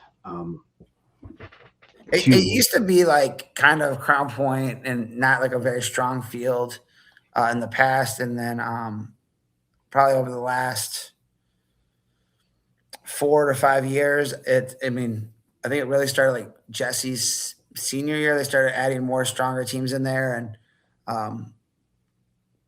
it is a good event. It's they've used some of the connections, and obviously they were getting some of Jesse's connections nationally and Hawks connections, and then Scott Hinkle was over there, and Brandon's done a good job of getting teams in, and hopefully continues to stay like very tough tournaments. I think it's cool to have that event in Indiana. Now, like having Brownsburg, if you're Brownsburg and Crown Point, how many times do you want to see each other in season, right? Yeah, yeah. So they don't, and even at they'll see each other at not Al Smith. They see each other at the Ironman, but it's not that they match up that much, and they really don't match up. Surprisingly, they don't match up as much as you would expect at even this tournament too. So the good thing is it's not duels. They're not guaranteed to hit each other. I mean, they might. I'd have to go look and see how many times they actually wrestled like in the past couple of years, but it's not as many as you would expect. I think I don't know if they're purposely kept on opposite sides or if it's just. I think it's more kind of just luck of the draw, but they don't really see each other that much. Not as much as you'd expect. So yeah. I like that Michigan lets you double bracket people. I'd love to see them do that a little bit more with these tournaments. I'd love to see more of their backups. I think they were trying to do that. I think Cleveland was trying to do that with the Chittum kid because they had another 106 that was pretty good last year. And I don't know if they just wouldn't let them, or I don't know what the whole thing was with that. So I was just looking at like Michigan's like just trying to see how many champs for Michigan, and at 120 they have the champ and the runner up at Division One. A couple of weights where they DCC like doubled up medalist. Really good at 44, so he's probably 40, 50, 57. Yeah, it'd be interesting how they do that because usually allow that stuff. Michigan does that. I love that. I think that's great that they allow you to have two. I think they limit 14 total, so you could double up at 7 weight classes. I believe that's how it is. I think that'd be a great idea for Indiana.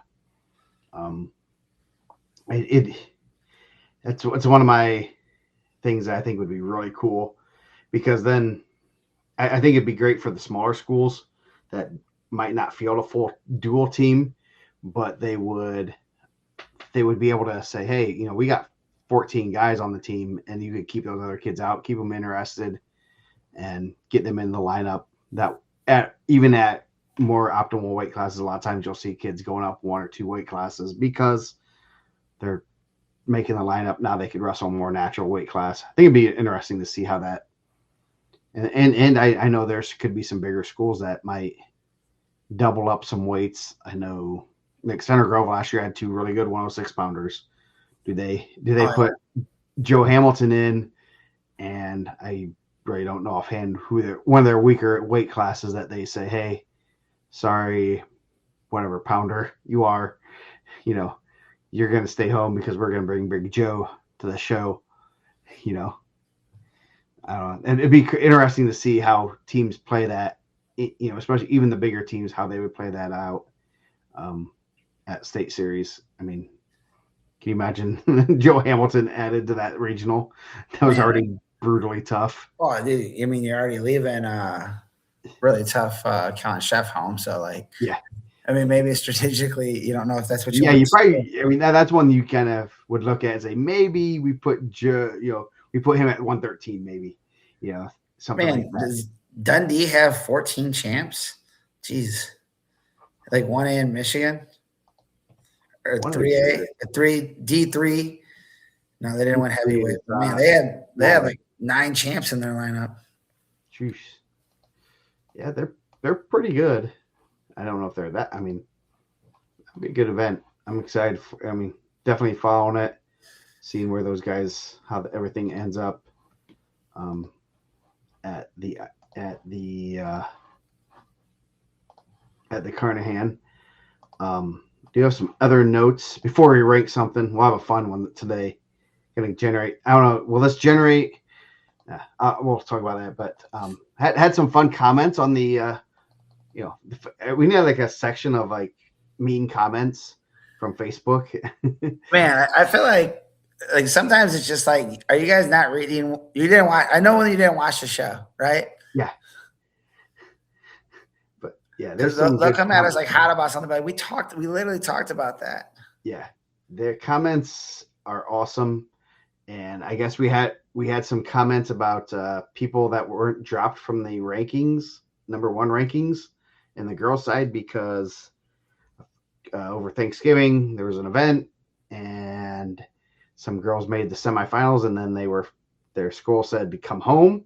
Oh yeah, I've seen this. Yes, and then they end up having to be pulled out of the tournament, and so someone was very upset that we did not drop them in the rankings. And two of the girls, one is a 3-time champ. I'm pretty positive she has not lost a match in India. Yeah, there's a 1-time champ, only a sophomore. Has not lost in Indiana. Both national level girls, two of the best. And I mean, if we're doing a top 5 pound for pound, I think they're in that. Pretty positive they are. And we don't drop people in rankings because of matches that don't occur. Just yeah, I think some people got a little short-sighted in thinking that they had, did they have 3 forfeits on their record? I guess so, but they weren't allowed to wrestle those matches. I'm gonna tell you guys this, and here's some breaking news. I'm not gonna drop Brant Beck for a slam. You're moving him up because that's region style wrestling, isn't it? Yeah, I mean, no, because it was against the Warriors. I might drop him a couple spots, but yeah. looking out for the boys, But I seen that and I just thought that that was like one of those things. I'm not even gonna justify that with a comment. Like it's like, come on, I don't do the girls rankings, but I thought that was like crazy. For what, right?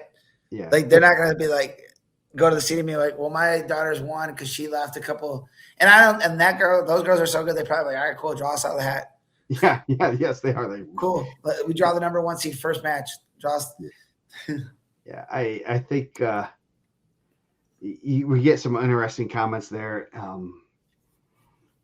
Our semi-state rankings, we've had, I think everyone's been through their second update. We'll probably get some this week, I think. I don't know. I'm going for update number 4 tomorrow, guys. Yeah. So I don't pressure the guys to do updates. They do them on their own because they all have full-time jobs and stuff, and usually they're pretty regular with them. Just depends on crimes out there. I got to get semi-state rankings in. Yeah. Streets are hot, man. Keep my guy busy. So, but yeah, it was fun, interesting conversation. And once I figured out the 2 girls, who the person was, I think she was only going after one, but then didn't realize there was another one that was drug into her argument, and it wasn't pretty. Just, you can argue it. I mean, girls' rankings are tough because a lot of them beat each other and they're all pins, so you never know. Was this a fluke pin? Was this a legitimate? Did that type of thing? So it's kind of interesting to see. As some people probably have noticed, the website's kind of been kind of slow and stuff. I think it's better now. Andy Oberlin helped me out. I want to shout out to him. Told him I'd say thanks to him for helping get the website a little bit better. There's still some improvements we're looking to make, so if it's down for a minute, check back a couple minutes later because it might be restarting some things. So just as a heads up. So next time we're going to rank my top 5 favorite emails of all time. Oh, geez. Number 1, number 1's a classic. I think we should have saved it in the Hall of Fame. I might still have it in my emails. The Michael Jordan one? The Michael Jordan of wrestling. You might have heard. I know you guys are just casual fans. You might have heard of this guy, Kyle Snyder. Basically, my son's that kid. Yeah. I don't know, is that kid still wrestling? Because remember, he was like, maybe Jesse's ahead of him, but definitely not Zeke and definitely not whoever else. I was like, dang, bro. Like, and he's like, I know Jesse where was debatable. I'm checking the roster because I know I want to say yes, he is senior. Man. Senior, was he the Michael Jordan of wrestling? I don't think he's a starter. Actually, he might be. I don't know. I don't know. Man, that might have been the most that might have been the most like I'm burying other people's kids email I ever got. It was like so comical. Like I had to ask someone, like, is this dude for real? Like, or someone like using his email and like trying to throw me off. I don't think the Michael Jordan of wrestling is 1-5 this year. No. He didn't win. He didn't lose any championships. Joe, didn't you watch final season, Last Dance? So, oh yes, man, we could have some good emails. Bro, I got a whole. We used to have a section on the page where we would have a Hall of Fame of posts. Yeah. Of just like posts where people just post nonsense. What was the? Oh, where's one? I think I still have that. I still have that somewhere buried deep. What the one? I used to have it as my signature for a long time. It was a class wrestling one. I would have to. Oh shoot! Man. I don't think that guy knew that we were friends with Hector like that. We flipped that email to him so quick, and he flipped it to Seltzer. Like, I'll have to find. And there's one. It was about class wrestling, and it was pretty funny. The Michael Jordan of wrestling. So tonight we're going to rank our most exciting wrestlers, and we did have our favorite wrestlers to watch, which I'm going to try. I guess I did have, because we've ranked a lot of things these days.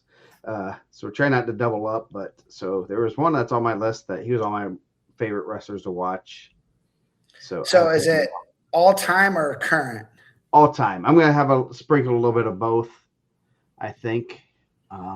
Let's see. I need to put the thing up. Give me a second. Mike and Joe ranks. That's from last week. I got told if my boy Tyjon Newell wasn't number one, we're not friends anymore. Oh no. Let's see. Bro, like that email was long, detailed, attacked us on our knowledge of wrestling, attacked kids on their abilities. That one was a classic. Yes. Oh yes. And I mean, early on, I did see some of the emails, and there's some good ones, and it's a Mike has a little bit different strategy. Kill him with kindness. Surprisingly, that's not the strategy of most people in the region. No. I mean, I get it. Like, it's not lost on me what some of that happens. Like that one was lost on me. That one I was like, bro, what are we doing? So, most exciting wrestlers. Do you want me to go first? You go first. Okay. This one's going to be kind of the whole theme of this is like guys that, at least in my mind, are guys that if everyone wrestled like these guys, wrestling would be the most popular sport. It's fun to watch, I mean, and I'll say, like, I'm not going to have like someone like Alex Sertzis on there. He was dominant. He was excited. I mean, but he just wasn't. I mean, we knew what was going to happen when he wrestled. It was going to be domination. So to me, that's, ho hum. So it's a little bit different. I'm going to go with this one's a little local one. But if you ever saw this kid wrestle, I mean, he had one move. It was a headlock, but he was like insanely flexible, double jointing of the shoulders. He could do things like with his shoulders, would always find a head somehow. Garrett Weber of Leo. I remember Garrett Weber. He was a tough wrestler. He's the only one that I have ever seen get a defensive fall in freestyle. The kid, man, I want to say it was I have the name. I think who did Hereford wrestle in the state final? I want to say it was a Perry kid. I swear it was. I'd have to go find it. Massingo? Yeah, I want to say it was like Massingo or somebody. I'd have to double. I don't want to say that with too much authority, but he wrestled him in freestyle state, and like dominating him. Kid tried to gut, and he just reached back one hand because you can't touch two hands on the head in freestyle because it's, you're gonna hurt someone's neck, and held him there on his back and got a defensive fall. It was like one of the most nuts pins I've ever seen in my life. He would reach back for your head. Tough to wrestle just because he was so goofy and funky, and you knew what was coming. But if people wrestled like him, it would be a lot of fun. So. That's kind of a local flavor just because he was just fun to watch, and you never knew what was going to happen. You knew what was going to happen, you just didn't know how it was going to happen. So, Man. All right, so I'm gonna scratch some of this off my list. I wrote a whole bunch of stuff down, so I didn't know which way we were gonna go. I mean, go how Uh, you. my Shoot, that's my mine. number one, pretty exciting wrestler to watch. I agree. Like if everyone wrestled like this, there'd be way more fans in the sport. Still gets crazy amount of fans. People love him. They love his style. He still competes. Brendan Cosgrove Hobart. Dude was just out there battling, just doing all kinds of craziness. I think he's the reason you guys have to weigh in singlets now. Yes. The Brendan Cosgrove rule. If they make a rule about you, yeah, that's. I did not actually have him on my list, and I probably should have. I'm gonna go a little bit newer. I'm my whole kind of theory is some kind of funky guy, some that doesn't matter, got to lay it on the line no matter what. Man, who do I want to go with? I'm gonna go Jake Hockaday. Liked how he wrestled. Always fun, good kid. Always just went after there. Made some stuff up as he went. Just insanely quick and just put points on the board a lot. Definitely one of my, definitely one that I'm excited to watch in college coming up. Oops. Go ahead. My next one, I'm gonna go with another region guy. Like to score points. Still actively competing in grappling and martial arts. Darren Elkins. Darren Elkins is a guy. Didn't matter if it was 10-9. Dude was gonna go out there and he's taking you down, cutting you. It's gonna be a war. A lot of the way he fights in the UFC was a lot of the way he wrestled too, which is pretty cool. Straight up, he's a region guy. If you look up region in the dictionary, you're gonna see a picture of him. Links to his fights, links to his wrestling. Yeah, great guy. See pictures of him training. I need to get him a new IndianaMat shirt because you'll see him every so often. You'll see him sporting that. I sent him one a while back, and he's still wearing those proud. I know he gets on the social media and always comments on stuff. So, yeah, that's a good one. I'm gonna go. Man, do I go with a headlocker? Not. I'm gonna go Kyrell Lavelle. Man, my next pick's a Warren Central kid too. But it's not Kyra. Lavelle always had dynamic matches, always out there putting on a show. Just extremely, very, very talented wrestler. Always, he was one that just got after it again. Just high level speed and just coming out with, things that you never know what's going to come out of, what he's going to do, but it's going to be exciting. I don't think they were going to get a lot of love from the Newcastle faithful. Uh-oh. You pick Kyrell. I'm going Dave Pearson. Pearson. Yes. Dude was letting you take shots while he's lat dropping you. Yeah. Multiple time semifinalist. His IPO finals the one year, I want to say he pinned one of the Valiant Prep kids or something. He hit a high flyer or whatever and just buried him. It was nuts. Yeah, he's fun to watch. So yeah, that was a good one. Who do I want to go to? I have a good list of people that I could now have for an honorable mention, and I'm gonna go Angel Escobedo. A little bit of a safer pick, but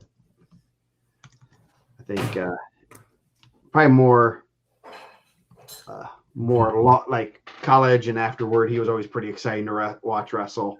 but one that just got after it, and just a lot of just very unique stuff, like the hip over on when he was on bottom. Those types of things that you just saw that he did that no one else did. Obviously, great competitor, NCAA champ, world team member. So. We got to see him a lot. Like, obviously, we're the next town over. Yeah, he definitely put it on the line. He wasn't a guy that was grinding them out 1-0, 3-1. He's out there lat dropping guys. He's out there, throwing guys to their back. Yeah, that's a good pick. I'm going to go with another guy, real good dude. I mean, mine's pretty region heavy. I mean, Dave Pearson's not a region guy. This guy was like, I felt like he was a guy that came on and really just like racked up points. If you want to watch offensive wrestling, Andrew Howe, heavy hands, offensive wrestling. Great dude. Like very humble human being, which is crazy because how good he was. It probably still is. Honestly, I'm not trying to see him and have him, start hand fighting you. Yeah, I'll pass on that. What did Lucas Davison? I was asking him after he All-American the 1 year, was working out with how. Does he have? He said, "Yeah." I said, "How heavy are his hands?" Like we call them anvil hands, bro. When he was in high school, I think he had just won a title. I had a former teammate that was coaching Eric McGill, and they went to an RTC at Portage, and he was like, "Hey, you want to go?" And he's like, "And this dude's state champ too." He's like, "Yeah, I'll go." And he thought it was gonna be some drilling. He said Andrew hit him with a couple of clubs. He's like, "I'm done, man. I got to work tomorrow. Can't raise my head up." So, I mean, that was 17, 16-year-old Andrew. Yeah. No, he great guy. The thing is, he's like probably those. If you're in a room, you would never. Not many people, unless you actually knew him, would know he's probably the baddest dude in the room.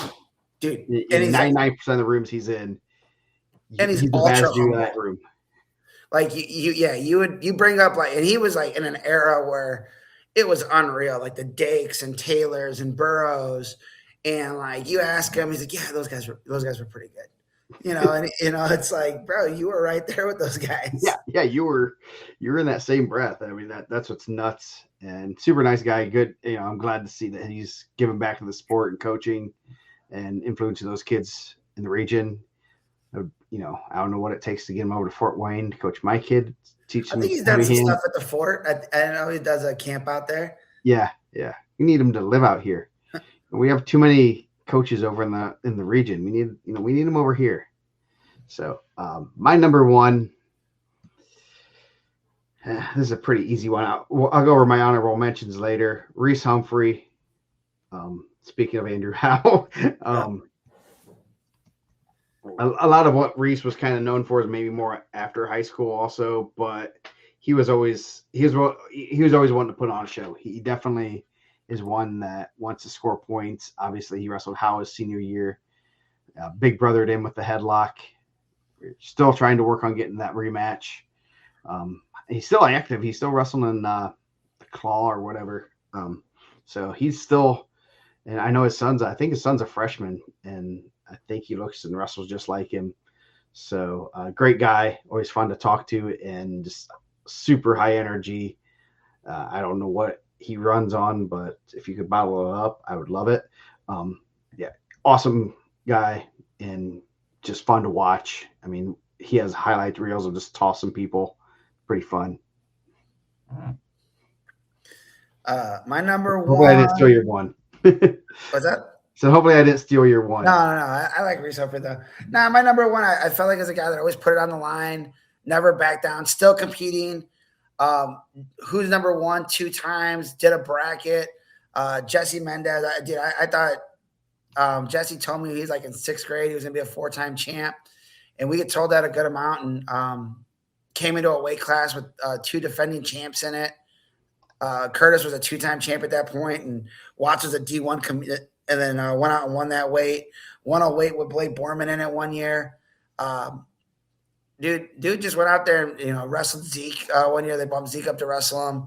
Just never backed down from a good match. And like I always tell people, the unique thing about Jesse is that guy loves wrestling. Like it doesn't matter if he's wrestling. Like he just killed Ryan Jack, right? Yeah, Like, dude, that was and ridiculous. that was a close match. Was that last year? He had to like put him to his back to like win. Yeah, didn't Jack beat him in high school and won the? Who's number one? I I know he thought was in that bracket, but he beat Jack in that bracket, but it was like a okay, close match, and then he yeah, lost okay. to Shane Van Ness. But man, just back to back years he did brackets, right? Or did he just do it 1 year? What did he do? I Who's think he number did one? Three a couple times or years. two times? I think he did 2 years, at least 2 years of brackets. He's like, hey, I'll do a bracket. He didn't Yeah. care. He just wants to wrestle. And dude, like I feel like it's only Indiana guys, right? Like Chad had a really good bracket when he was there too, with Pletcher, Yanni D, and Taylor Lamont. Yeah. But yeah, dude, Jesse, Jesse, just one of those guys. Like, and we talk about Indiana guys like, oh yeah, he's gonna go out there and kill it, and he has, and he's only gotten better, which is amazing. He's Good wrestling. kid too. Always, always good IndianaMat. Yep. Yeah. He's like in the Hodge talk right now, which is pretty amazing, especially when you see some of you have Mitch Messenbrink, Levi Haynes, guys like that are pretty Messenbrink's really dominant, and everyone kind of thought going in it was Messenbrink for the Hodge, and now the like Mendez, what he did to Jack this weekend was like, oh boy, he's like, hey, don't forget about me, guys, because I'm pretty dominant. I'll give the one that kind of got me on this, and I gotta put him on the list, is Braylon Reynolds. Man, that was gonna be one too, yeah. He's on my honorable mention. I was gonna try to sneak him in there. He's exciting to watch. I mean, him and Rainey, he was getting after it, not afraid to. He doesn't back down from anybody. Love watching him wrestle. Great kid, great family. He was the inspiration for this, so I got to put him on my honorable mention list.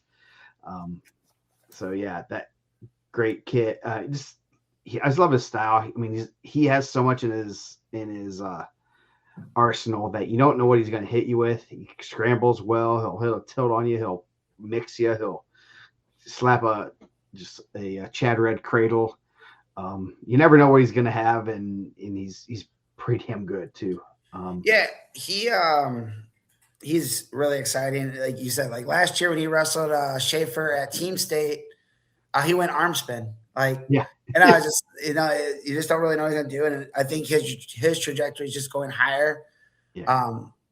He was really excited. He is really excited. So I actually had him on my list too. I'm at the pivot here.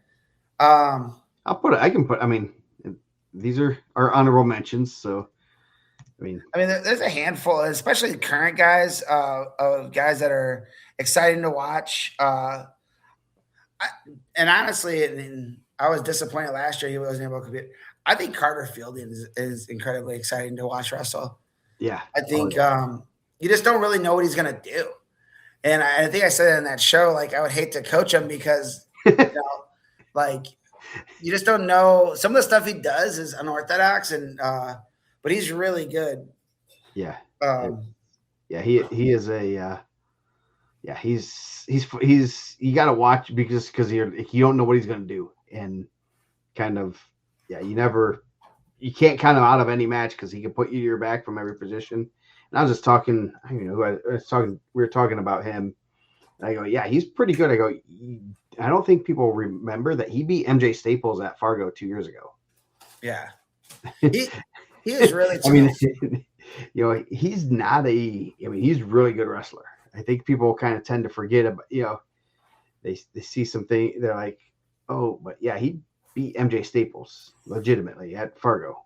So, and I like some of the stuff that the New Prairie guys are doing. I know some people I think were giving MJ a hard time. He did like a cartwheel, ankle pick, and like I think you got to have fun sometimes too, right? Like, well, you're not trying to show him up, but like you should go out there and have fun.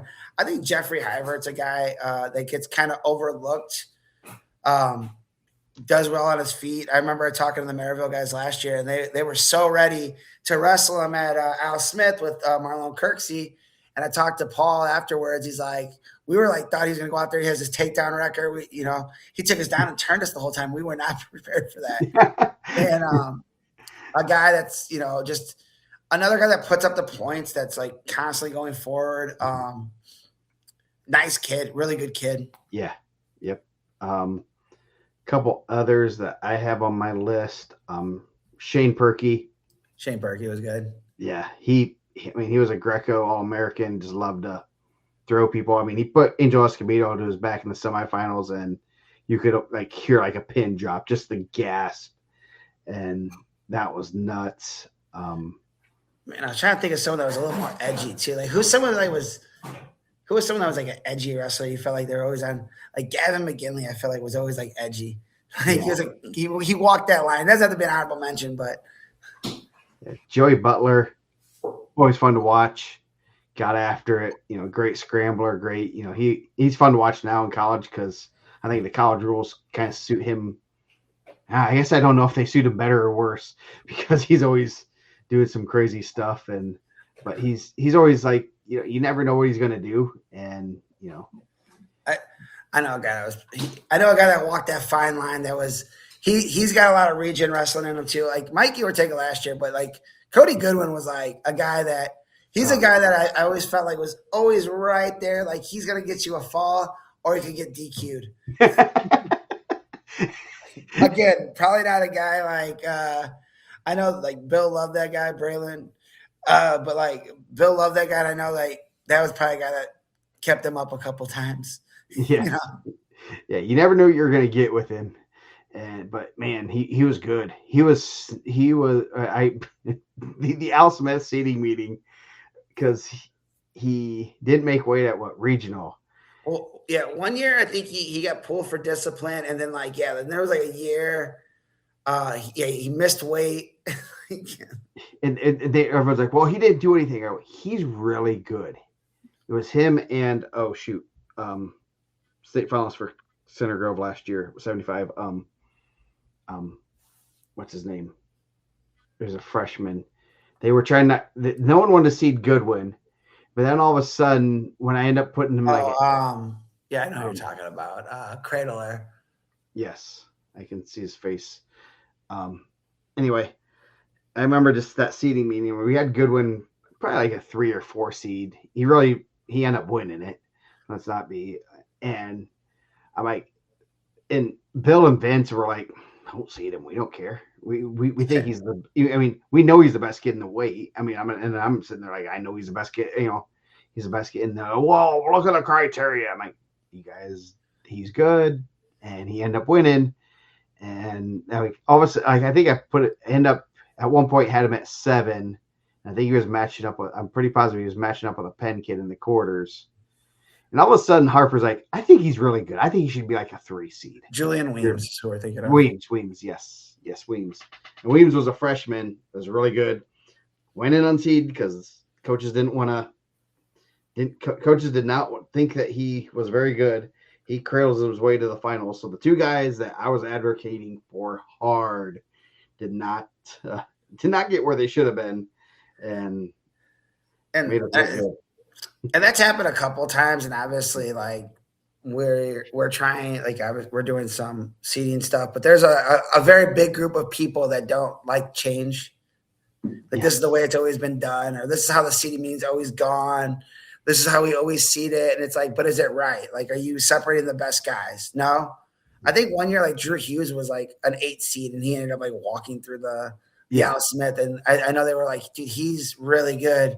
He's already wrestled a bunch of these guys. And like, no, like he's a freshman. He needs to earn it. Like, cool. Like, or we can do it right.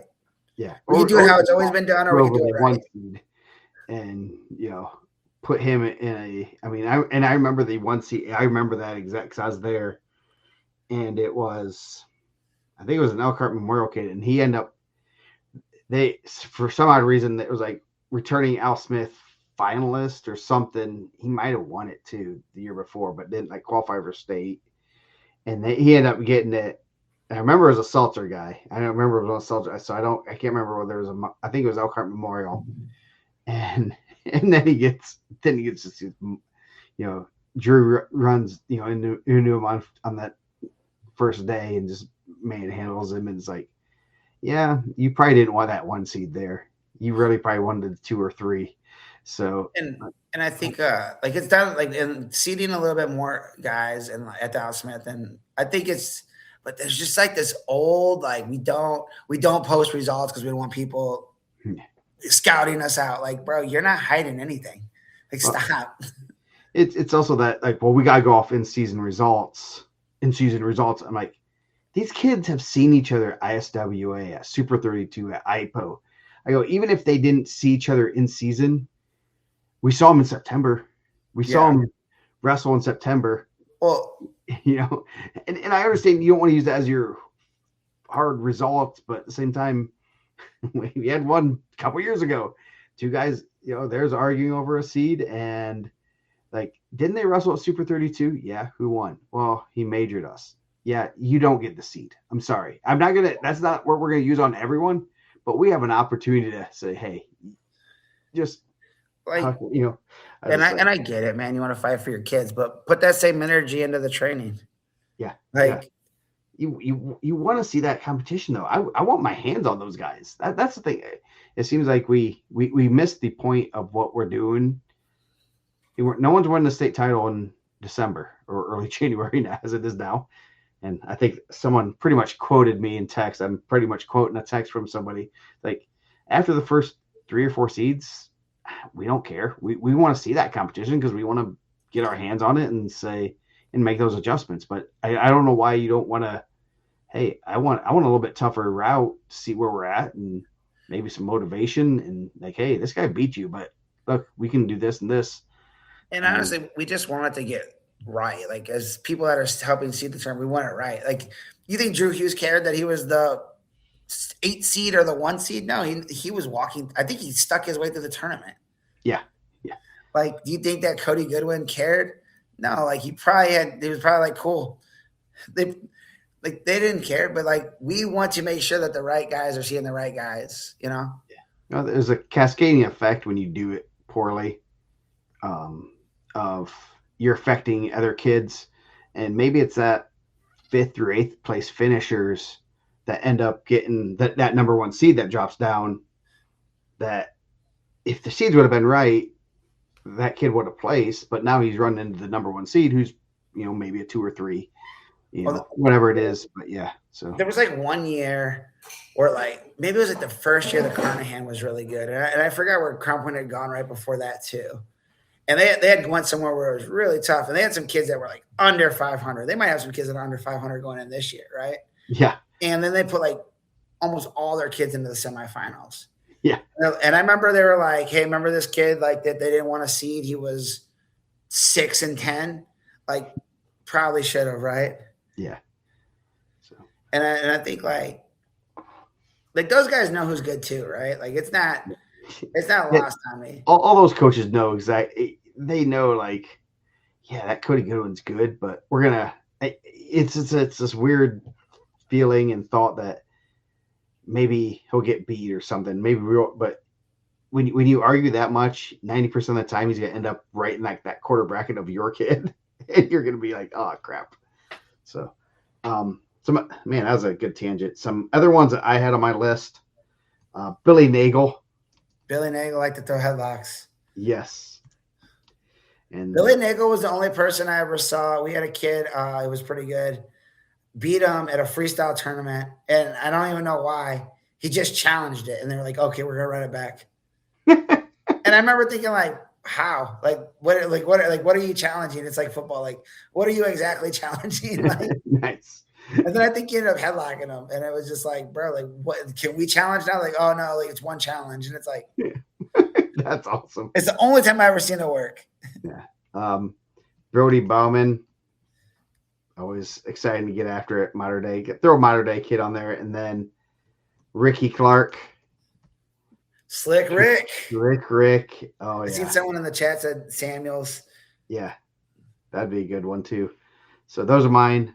And any others that you had on your list? Like, obviously, like, there's a lot of really good guys. Like, I was a real big Chad Red fan. I know he's probably like the most polarizing, like 4-time champ. Like, either you love Chad Red or you hate him. I thought CJ brought a lot of excitement. Yep. I agree. You really didn't know what he was gonna do. I mean, you didn't know what Chad Senior was gonna do. Like, he was doing like stuff and not in a bad way. Like he was doing. I actually miss Chad Red Senior being in the chair. Like he was doing a lot of craziness. I don't know if that was part of the plan or like he would cover his mouth on like one side, like I don't. Yeah, like I don't know what that is, but I don't know if you get good echo or how that works, but it's still working, right? Like yeah, he still does it. I mean, he's still in the chair when he's coaching. Yeah, it's still working. Obviously, he's had a lot of success, but he like CJ was a guy that I really did think was one of those guys that embraced the moment. Oh yeah. One of the best Indiana matches ever. Nick Lee, Chad Red, right? Like his who's number one bracket, that was absolutely bonkers. Oh, dude, yeah, that was awesome to be there in person and see him do what he did there. Oh, and we got to see Gable in all of his villain glory, beating the Lehigh recruit at Lehigh, and then we're the ones cheering for him. Yeah. You want to go watch like a crazy? Go watch Chad Red, Luke Pletcher like scramble. That was, dude. That thing's real deal. There's a lot of like point scoring people. Like there's some throwers. There's some people like I think that like the unpredictability of it sometimes is like more exciting. I know he wrestled this past weekend, and man, he's been around wrestling college for a while now. Like I feel like in the region when he came over from Michigan, like Riley Bedich was like an unpredictable wrestler. Like he was a guy like I didn't know what he was gonna do. Like he's also a guy. Everything in my like. I thought he was the year that I think CP ended up losing. I think Seltzer slammed him. And I was like, bro, Riley's going to stay down. And he got up and like finished the match. And it was a pretty good slam. Yeah. Like back 03, like sometimes you like the bad guy, like where the crowd kind of turns on him a little bit. Like a guy like Jose Escobedo at one time was like the guy that everyone was booing pretty good. And he embraced it pretty well. He's kind of pivoted, and he's a really good coach. But Kike, of that group of those guys that they loved, like Andre, Angel, Alex, Kike got some hate. Yeah, yes, he did. For some odd, I remember. But now the first year we were at Ironman, he was being the peacekeeper when there was almost a fight breaking. I was like, so now we call him Father Jose. Dude, great dude. Big Bears fan. Probably loving the Bears. Successful right now. But guys like that, like I always wonder, like how does the crowd turn on you like that, Like how does like the pivot go where everyone across, and he's not a bad dude, he's a really good dude, and just like like I can't even think of another guy that like everyone just like turned on instantly. I think Chad got a little bit of it too. There was a real strong Nick Lee love when he wrestled Chad. Yeah. That was some good stuff. I'm sure. I can't wait for the comments on this because, as you said, you had a little bit different list to start, and I always like, it's always kind of fun to talk about this. Oh, I know. I'm getting some hate mail for sure because there's like some of them that are in there is man, someone's not going to watch the show, and I'm going to get a message that's going to say something along the lines of like, I can't believe you put this guy in there or this guy. Or I'm like, did you watch the show and hear the rationale behind what we're doing? I'm going to try to cut this portion out so I can attach it. No one's going to click it. Let's no. They don't even click the link for the power polls. No. And then they just feed it in the door. Yeah. I'm sure we're about to get some Newcastle hate. Because I think one year, like Dave Pearson got slammed in the ticket round, and Kyrell and Gavin Whitehead was a rowdy match of the semi-state. Man, where's Johnny at? Speaking of Newcastle, Johnny, you out there? I know, man. I haven't heard from him. And Newcastle has a pretty solid team. They're in the vote-in. We need Johnny pumping them up. Gassing them up. We should just have one person represent the entire community when they're getting the vote in. Yes, yeah, you got to get gas your guys up. Yeah, so I will show this on the screen. We don't always do this. New team rankings come out tomorrow from Dane. So just so you guys know, straight from the source. So I better get some graphics ready. Yeah, and make sure you guys send in your information, turn your results in. I know I was talking with or texting with Dan. We don't really call. I'm not a call person. I'm more of a text person. Yeah. But just like, obviously he's not going to see Hanover live. I said, they're pretty good. Mm-hmm. I asked like, hey, has Southmont been sending their stuff in? Because they're pretty good too. I said, they have some guys. And he's like, yeah, they have. I said, they're a team that probably could be in the mix for that 1A vote in. Yeah. And there's 4 votes for that. So it's going to be good. I'm excited to hear who gets all in. If they don't get seated, I hope they get put in the same bracket as Rochester. I want to see Lane Horn and Mason, Gavin Mason. I bet they. I mean, especially like 1A. Usually those teams kind of get put in there. Neil Bailey. Yes, he's a showman. He was a showman for sure. Yeah, yes, he was. That's. I mean. And that's kind of our list. I mean, obviously Mike's has a little bit more of the bad guys. Some of the bad guys. They weren't even bad. It was just like for some odd reason. But yes, that's you never know what's going to happen before, during, or after the matches. How does that? I really want to know like the psychology of the crowd because I mean, back when like the internet wasn't that strong. Now we get like you can get a 30-second video of Kyrell machine gunning the crowd, right? Yeah. But like. How did these guys know that when Kike walked in that gym, they were going to boo him on Friday night? How did they know, like, when Eric and Cosgrove were going at it, they were going to boo McGill? Like, does that just like, hey, like, these guys are booing him, let's also boo him? Yeah, I'm guessing it's kind of smart. Starts with a small group of people that maybe are from the region or Indy or wherever, and then like, oh, we're booing this guy, let's go. It's like a sociology experiment where, you have a small group of people start booing somebody and they go, I guess he's a bad guy, so we're gonna start booing him too. Man, you ever booed somebody? I mean, I know I did for sure. Like professional, maybe like we'll boo the Brewers. Yeah. I mean, I don't even know if I've ever booed a team at like a professional event. Well, you're not a real fan then. I know. I'm trying. I'm sure you mean, yeah. I mean, yeah. I mean. And one thing is you try not to boo kids. I don't know if I've ever like tree boos. Nice. Where? It has to be some kind of like, and I'm like sociology type people group think of like all of a sudden like you're hearing all these people boo it and they're like, oh, I guess the guy's a bad guy. Let's boo him. I had to boo Jason Cook one time. I boo him all the time. Smoke my boy in the semis, the semi-state. That was my guy. He was not nice about it. He was not nice about it. That's not good. Yeah, I was gonna put him on my most exciting wrestlers, but I'd be lying because I really never saw him wrestle because it was like when I was in college. It was more exciting, I think, as a senior year. Him and Jordan Humphrey was a good match. Yeah. So, man. Oh man, you know who could have been on there? That's probably under the rivalries. Brendan Black and Chris Rumford. Yeah. Those were matches. I mean, Black was always rest in peace, but good kid. He was always excited to wrestle because he was another one that you never knew what was going to happen, and wasn't afraid to lay it on the line. Wasn't afraid to, try something that was not advised. And you got to coach him a couple of times on some of those guerrilla teams. So yes, and in a less restrictive atmosphere. I was sure some of those guys let it fly a little bit more. Yeah. And those types of kids, I'm like, I'm glad I get you for a weekend and I don't have to deal with you.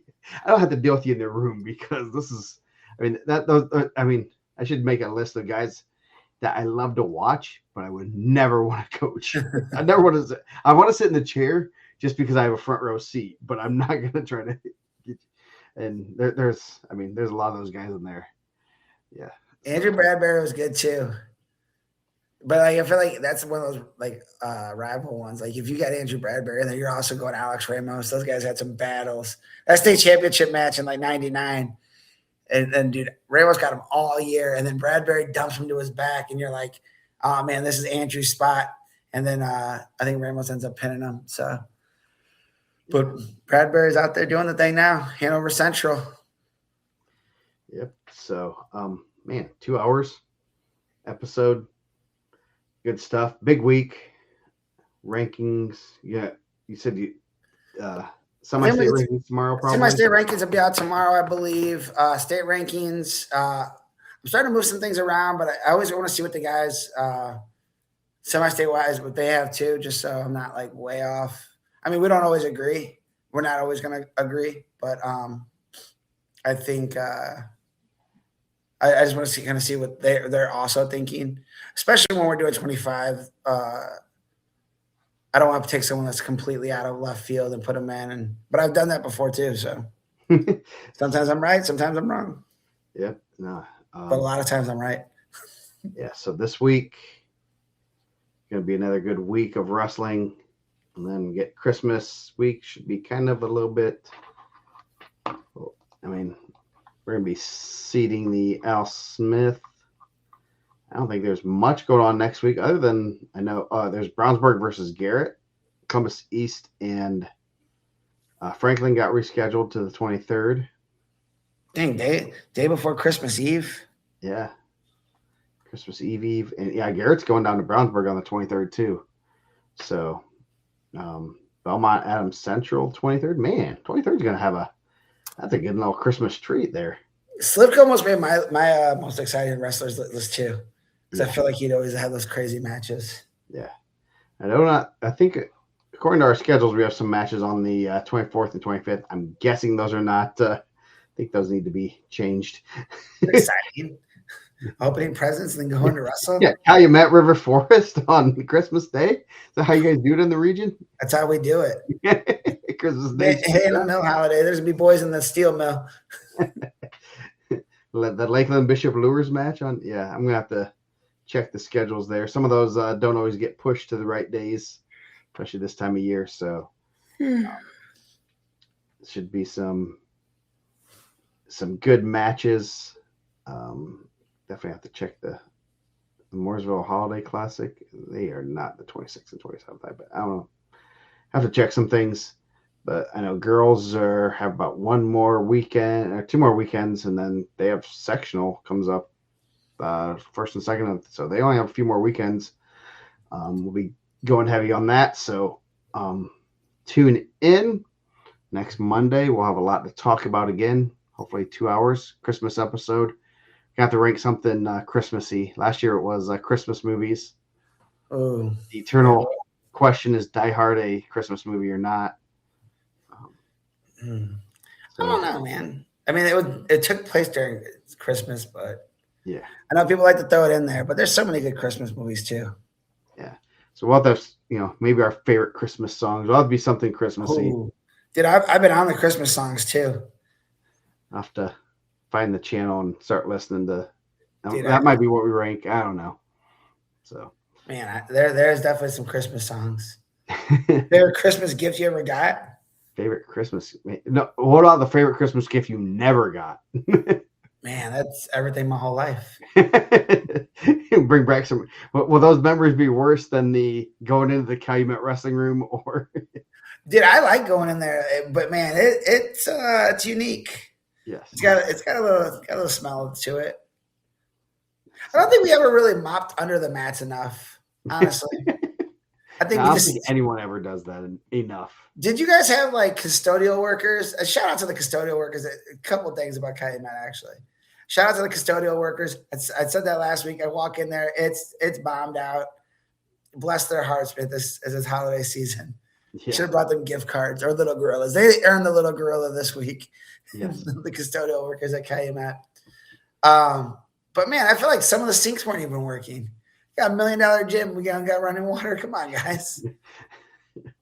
Did you guys have custodial workers mop the mats for you? Did you guys have to do it yourself? We had custodians did that at Carroll. At Garrett, we'd had to do it ourselves. And then so at Carroll, they actually would do the laundry. We had like practice shirts and shorts, and we actually did at one point. We had the kids, had their own like a pin or whatever, put their stuff on.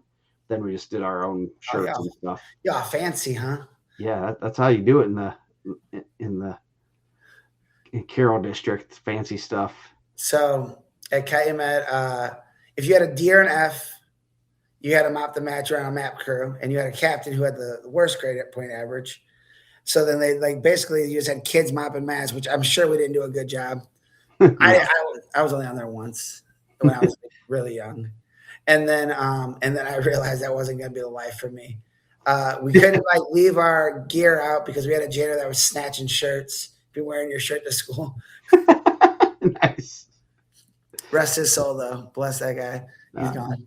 Any The custodial worker at a big wrestling tournament, you need to be paid double. I mean, at Ironman, that place is that school is so small. There's so many people, and it's like those restrooms just, man, the plumbing system there gets worked. dude.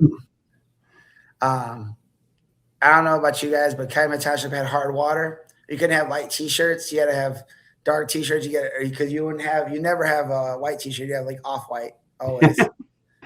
I still to this day have a phobia about buying, and we have regular city water. It's not great water, but I still don't want to buy white shirts. Get nervous. Still scarred for life. So, yeah. Anyway, well, we're gonna get out of here. We will see you next Monday.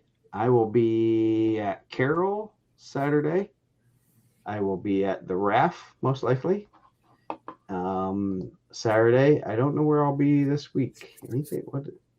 I'm trying to. I made some promises. I was going to go party with some people on Friday, but then I forgot I have Kim's company Christmas party, so I'll be in the city. And then Saturday, I'm probably going to stop in at the Carnahan for a little bit, hang out, see my boy Eric Thomas. Yeah, Eric. I might go to his golf simulator. I think he has a golf simulator. I'm going to go hit some golf balls. Nice. I need, there's nothing. Not a lot of good event, all the good stuff. Maybe I'll go over to Penn to watch the New Prairie Penn match. That'd be fun, wouldn't it? That'd be fun. So I don't know. Like you got to get some guarantees. You got to get Devin to lock in some contracts. Make sure that you don't want to show up and watch Prairie's varsity versus Penn's varsity too. Yeah. So I don't know. We'll see what happens. I have no plans. Actually, it'd be nice to have a day that I can probably maybe go Christmas shopping or something. Because I guess kids want presents. I don't know. Kind of needy. So anyway, we will be back next week. Stay tuned for ranking updates and all that fun stuff we have throughout the week, and we will see you guys later.